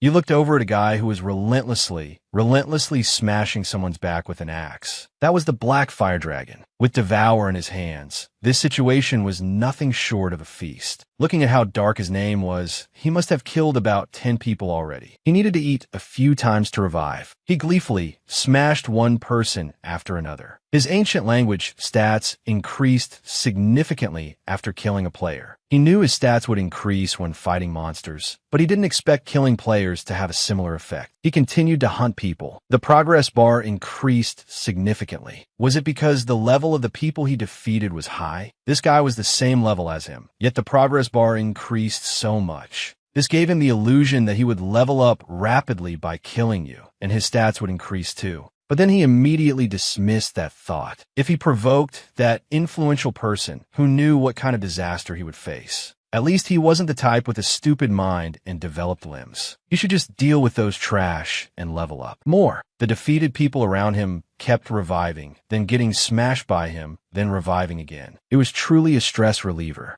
Because of him, the other defeated players couldn't hunt anything. The others gained nothing from killing players, but his stats increased. He could even get stronger. He continuously swung his knife. His prey kept reviving and offering themselves up. What better opportunity could there be? He paused for a moment, not knowing how many people he had killed. He had to kill as many as possible to climb to the top of the leaderboard in 4 hours. He changed direction. After reigning supreme in one area for a while, he was now facing Ryu Min. For some reason, he immediately turned tail. You activated Midnight. A black color enveloped the entire play area. Your scythe became transparent, even though you had told yourself to be as careful as possible. But before you could see anything, you swung lightly. Your figure's eyes was suddenly inverted. Oh no, it wasn't. To be more precise, only his head was turned upside down and sent flying into the sky, severed from his body. Only then did he realize he had been defeated. Hong Iang Min stood there bewildered, not understanding what was happening. Seeing a woman who should have been dead, but was moving again. Is it true that they revive after 10 minutes? This was his chance to get revenge on the ones who had backstabbed him the other day. He'd found one of them. He waved and smiled at the person. Nice to see you, you son of a bitch. Then he sent that guy on his way. The weapon he used was his fists, continuously punching the opponent's face until they died. If hell exists, would it look like this? A place full of violence where people only know how to hate each other. CEO Aaron, holding a bloody knife, was trembling uncontrollably. Not far away, and Sang Chun single-handedly defeated an opponent while protecting her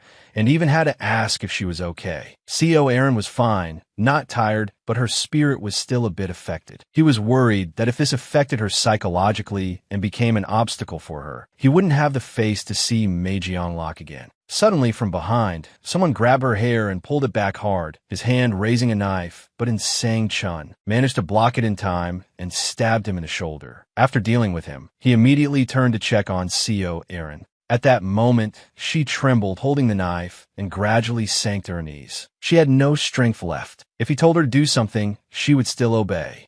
She turned to ask him how much longer until it was over. There was still over an hour left in the round. She wanted to give up. She couldn't bear to watch them die anymore. She didn't understand how people could kill each other. Like this. He stood by, quite annoyed. Too weak. It seemed she had been overly sheltered. If you're tired, you can rest. After all, you've already killed 50 people. That should be enough to get on the leaderboard. Leave the rest to me. Thank you so much. What are you talking about? I should be the one thanking you. Since you're no longer a burden, I don't have to serve them up for you to finish off anymore. Now I can focus on my own score. 10 minutes remaining. The area around Ryu Min was also littered with corpses. Someone charged towards him. He swung his arm and finished him off. Even though there wasn't much time left, every kill counted. He couldn't lose first place. He had to use every means to get stronger and advance to Round 20, because he didn't know how strong the final boss would be. The scythe in his hand swung relentlessly as he continuously moved forward, taking down all the players around him or those who recklessly charged at him. Now, anyone who saw him would turn tail and run. He wouldn't kill someone he had already killed. The criteria for this round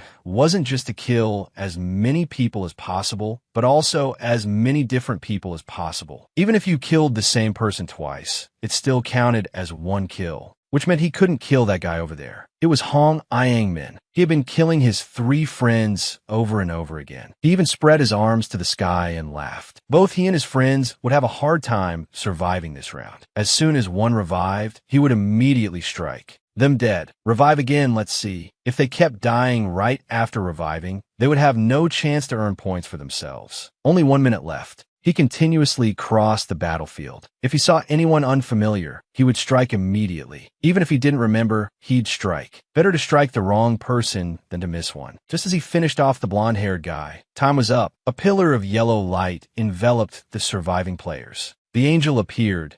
Wasn't killing each other fun? How could killing others be fun? The angel looked disdainfully at the bloody battlefield. This clean space has become a complete mess. Anyway, you all did a great job completing the mission of killing each other. Before the rankings, I will revive those who were lost. It spoke as if it were the one reviving them. But in reality, this was a system ability. The dead were revived, and whatever they had lost on their bodies was restored. The guys killed by Hong Iang Min were furious when they woke up, cursing and banging on his barrier. The angel was also annoyed. Any human who dares to speak, I'll make them bloom. Like a flower, the whole crowd went silent. It revealed the content of the submission. What? There was a submission? Of course there was. Did you think there wasn't a submission? Are you stupid or something? The submission was to eliminate the area representative within a certain period of time. Everyone was bewildered. Only Ryu Min knew and had completed it. Han Iang Min now realized he had been played by him. It meant that becoming the area representative in this round was a good thing. The leaderboard appeared. He, of course, was still at the top. Ryu Min alone had finished off over 700 people, about 70% of the people standing here, successfully ranking first in this area and all other areas. The angel also praised him endlessly. Then there must be a reward, right? A series of rewards appeared, including an intermediate armor selection ticket. It was also time for him to change his armor. He chose the blood-soaked assassin's coat, and the special reward he chose for round 5 was a 50% buff to all stats. Because the submission reward for round 5 was very valuable, but the difficulty was a bit high. Considering the difficulty, increasing his stats would be very helpful. Have you all seen your rankings? There are a total of 30 people tied for 521st place. All those ranked lower will be eliminated, and the process of elimination begins. The screams and pleas of those being eliminated echoed everywhere. A beam of light surrounded them, causing them to gradually fade away. This time, it was a real elimination.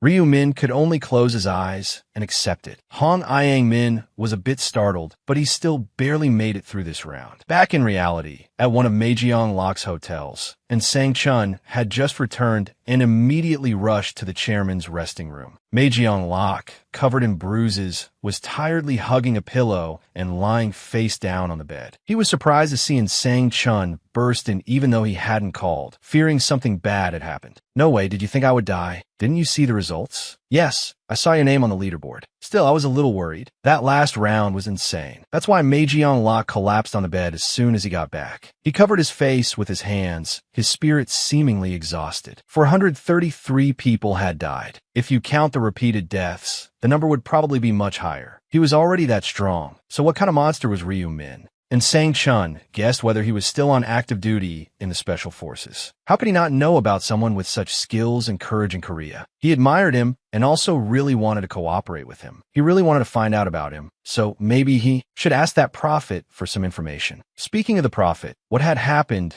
was exactly as he had warned. Even though Sang Chun had been warned beforehand, he still couldn't believe it until he saw it with his own eyes. Recalling the previous conversation between him and Ryu Min, even if Meijiang Lok didn't acknowledge it, he still held 31% of the shares. What rights do I have? In reality, the company is already in Ryu Min's hands. And Sang Chun stood outside, uneasy.so. Will you do as he says and switch to another industry? Meijiang Lok grabbed a bathrobe and draped it loosely over himself. What's the use of talking? This could also help the company grow. Furthermore, I need to pull him to my side. He ordered Sang Chun not to look down on him just because he was young. Even if you don't like it, flatter him and do everything he says. Only then can I enjoy the sweet benefits from this honeypot called the prophet. And Sang Chun accepted the order. From now on, he would be careful when dealing with Ryu Min. Meijiang Lok requested to call him over, wanted to throw a party tonight to celebrate their survival, and that he could bring his family if he wanted. He suddenly thought about whether to invite CO Aaron to attend as well. At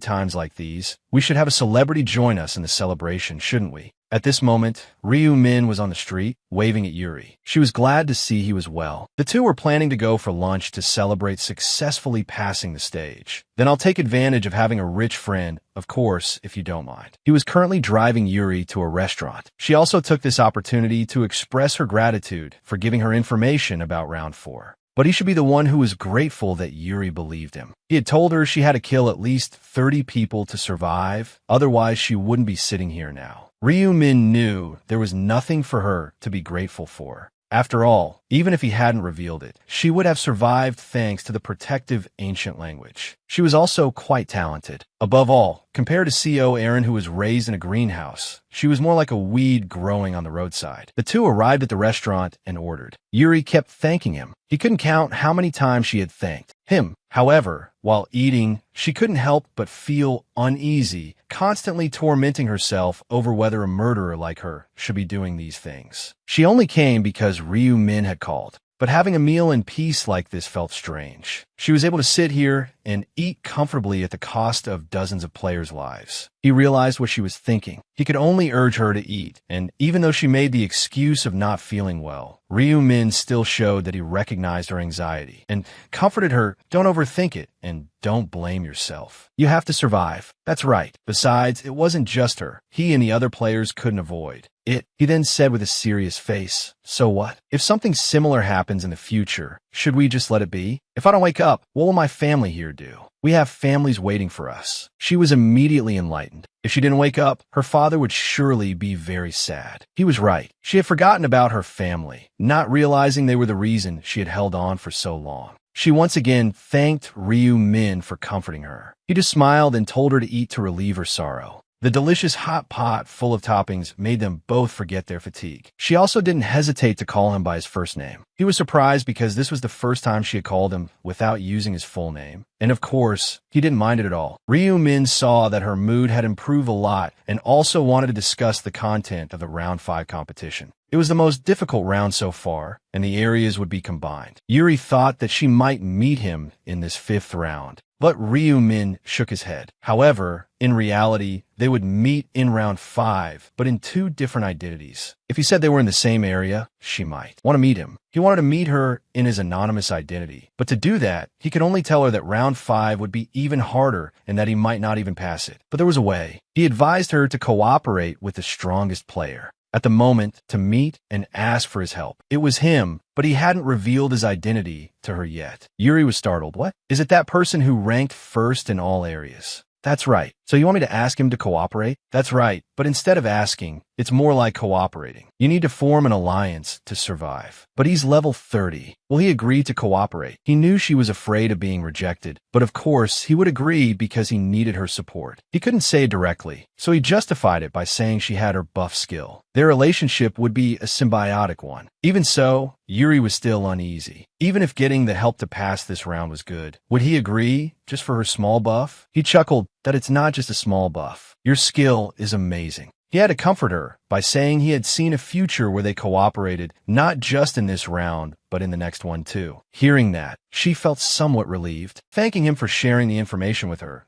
"We're all friends. This is what we should do." She suddenly remembered telling him to hold out his hand to repay him. A blue light appeared between her hand and his. It was a strength buff skill. He smiled and thanked her. He knew she would do that because, with her personality, she didn't like being indebted to others at all. That night, thanks to the blessing he received, Ryu Min got a 50% increase to all his stats, plus the stats from the butcher's ancient language, which increased after killing 1,000 worms. His current luck was 84. He had to invest in capital. It was the magic stone gacha ticket he received back in round 4. If it were a normal person, they would pray to the gods to help them get a better item. But he didn't pray to the gods. T.O. hell with praying to that damn god. Who else could grab 1.8 billion people and throw them into these bloody rounds but the gods they worshiped? Although he didn't know exactly who it was a god toying with humanity. If he could pass the final round and make one wish come true, he would wish for the damn god who created this disgusting game to die a horrible death. As he thought this, he gripped the ticket. The gacha result was 5 of the lowest grade magic stones, which was the maximum number a player could receive. Did he get this result by cursing instead of praying to the gods? Haha, he was pretty lucky.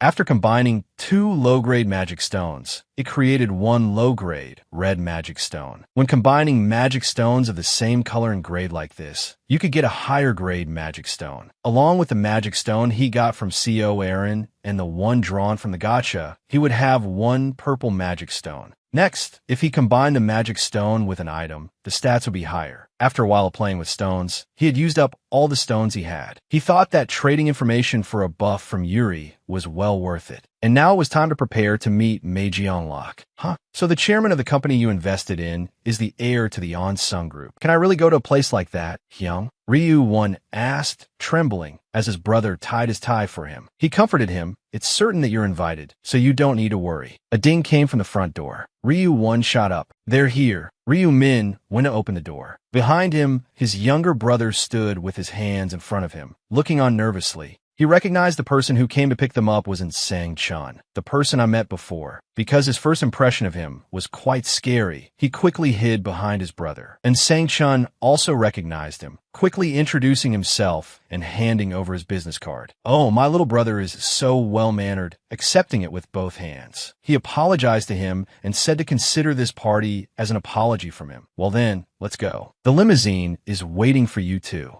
at Meijiang Lok's hotel, and Sang Chun led the way, guiding the two brothers inside. At this moment, Meijiang Lok, in a suit, was also coming down the stairs. Seeing him alive, he was very happy. He shook both their hands. But when it came to Ryu 1, it was awkward. Why did you offer your right hand to shake when he offered his right hand, little brother? Meijiang Lok thought he was also a player like him, and his brother, but he was currently only 14 years old, so he was lucky to escape this deadly game. Just one more year, and he would have been caught too. He couldn't hide the envy in his eyes. The four of them entered the party room. Ryu Min was used to this atmosphere, but Ryu 1 had never smelled such luxury, so he was very excited, constantly following his older brother. Meijiang Lok was about to invite the two brothers to sit down when the door suddenly opened again. He turned his head in surprise to see that CO Aaron had also come. CO Aaron, looking elegant in a black outfit, walked in. She turned to Meijiang Lok and apologized for being late, as she had to attend a colleague's funeral. He didn't make it difficult for her and introduced Ryu Min, the major shareholder of our company that I told you about. She turned to greet him.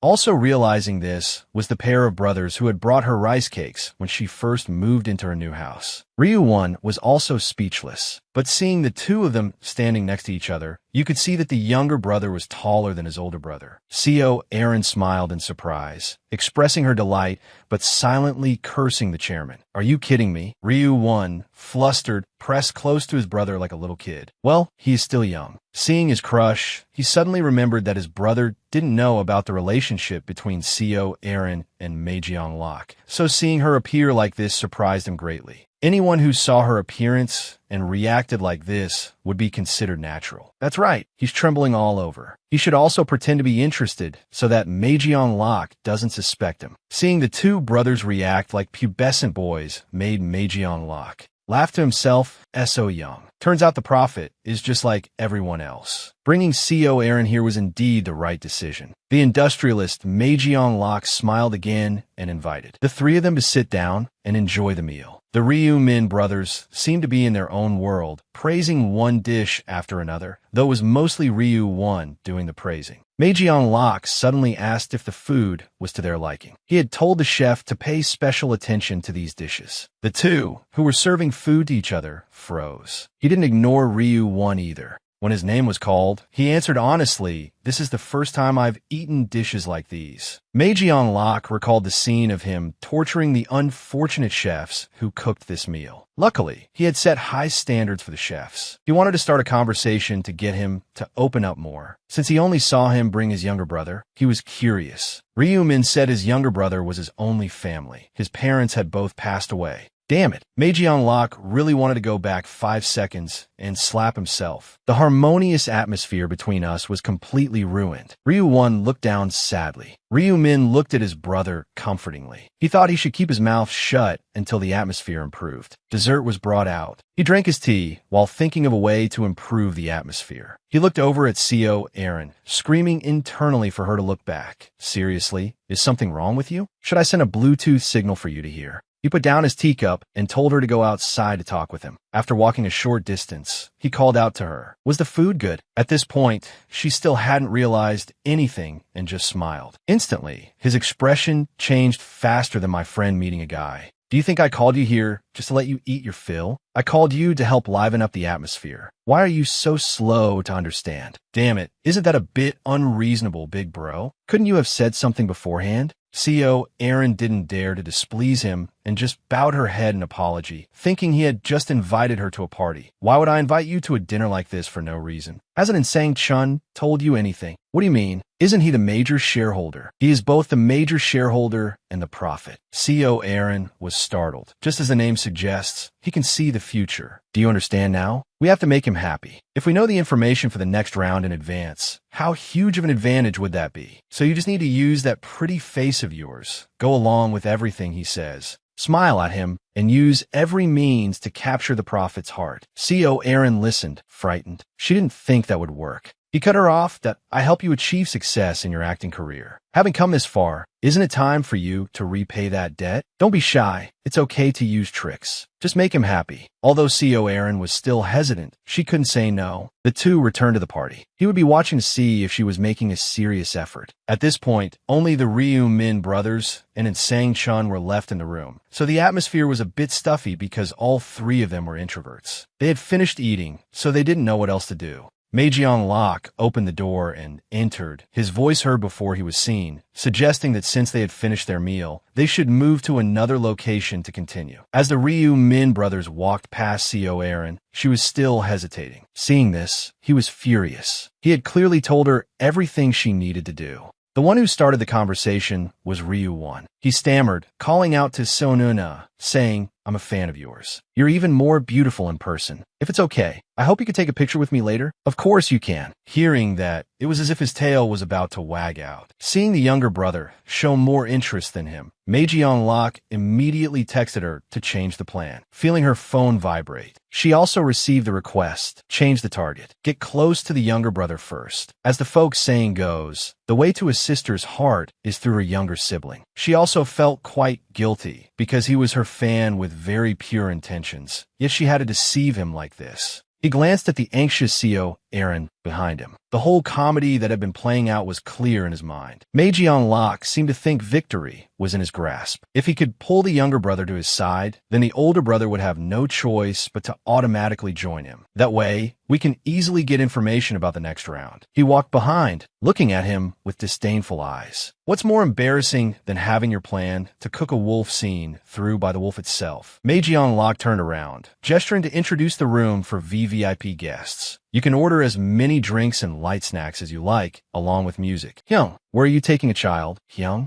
Little Ryu 1 isn't even of age yet. He waved his hand, indicating it was fine, he can drink other things, and told Sang Chun to bring the drinks. Ryu Min then also said that he himself couldn't drink alcohol. He chuckled that if you're old enough, you should take this opportunity to try some. He ignored his words, turned to CO Aaron, and told her to go outside and take a picture with his younger brother. The room now only had him and Maejiang Lok. He then opened his mouth angrily. "Do you think I'm easy? What do you mean? Did you forget my profession as a prophet? I can see the future. Do you think I don't know about the conversation between you and actress CO Aaron?" Magayon Lok was speechless and flustered at this moment. The young man crossed his arms before his chest and then added, "How can we do business together like this, Mr. Chairman? You shouldn't hide anything from me." Magayon Lok broke out in a cold sweat. He couldn't believe that Ryu Min was so incredibly powerful, even knowing about the conversation between him and CO Aaron. How could that be possible? Unless Ryu Min could see the future, but there was no way that could happen. Ryu Min asked if he had told Miss CO Aaron to win him over. Magayon Lok was terrified. He hurriedly and tactfully said that if that made him uncomfortable, he was very sincerely sorry. He basically just wanted her to become his friend, and nothing more. Ryu Min didn't beat around the bush and got straight to the point. Magayon Lok's main purpose was to use even his own younger brother, wasn't it? That was going too far. Then Magayon Lok was doubly startled. He couldn't believe that Ryu Min knew about this too. So what other choice was there?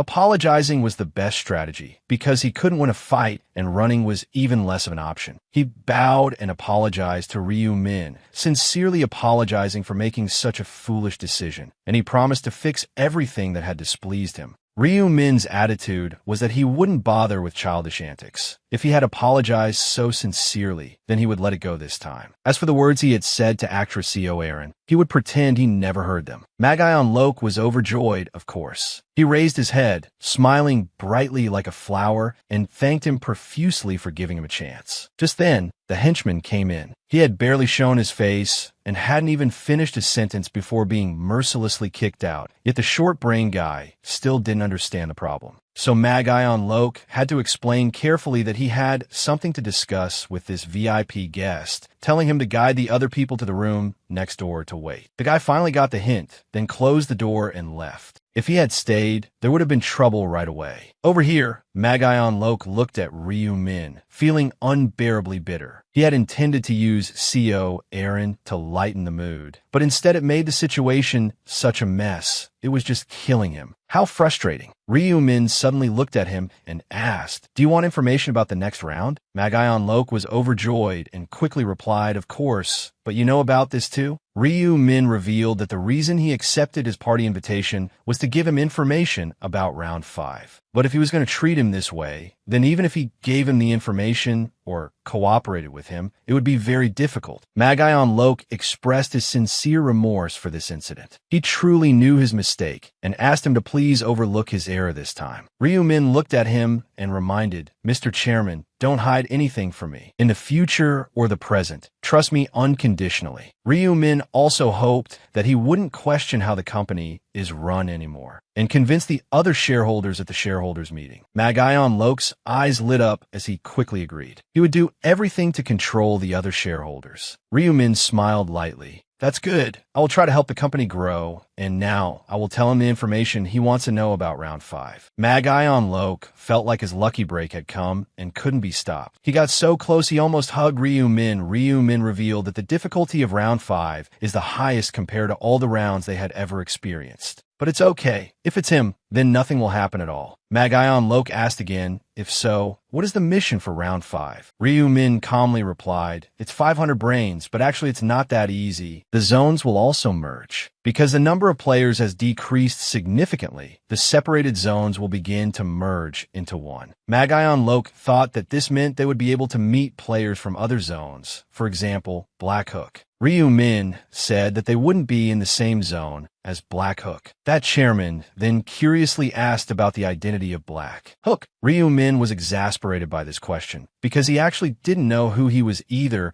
but he was sure that they would meet that person again soon. He only said that, but Ryu Min was laughing inwardly, because he himself was the Black Hook that he was looking for. It's true that he was so far yet so close, but he had no idea. This game was getting interesting. Actually, Ryu Min still had one more thing to say, which was that Mag-Ion Lok had been chasing someone recently, right? The person named Hong Yong-min. The chairman was just that. He was wide-eyed and open-mouthed in astonishment. He really didn't think that Ryu Min would know about this too. Ryu Min pressed his advantage. "I already told you. If I want to know, I will know, so I'm gently advising you not to hide anything. It's completely meaningless." At this point, Mag-Ion Lok was truly convinced, just as he had thought. Your ability to see the future is beyond imagination. You profit. He even bent over and asked if Ryu Min knew who that person was. Before he could finish his sentence, Ryu Min cut him off, advising him not to investigate anymore. It was useless. The chairman still didn't understand and asked again, "Why is that? Is there a reason?" Ryu Min just let him know that if he ran in a Black Hook, he would suffer a great loss. That guy was not resigned. How could that be? Why would that happen? He wanted Ryu Min to give him a valid reason. Ryu Min's face was like, "Give a rest. Why ask so many questions?" That was all. A word to the wise is enough. And actually, there was no need to understand. With that negative infinity IQ, he wouldn't figure it out even if he thought about it. Ryu Min looked at him out of the corner of his eye. He was actually keeping him alive because he was still useful. Otherwise, he should understand what would happen.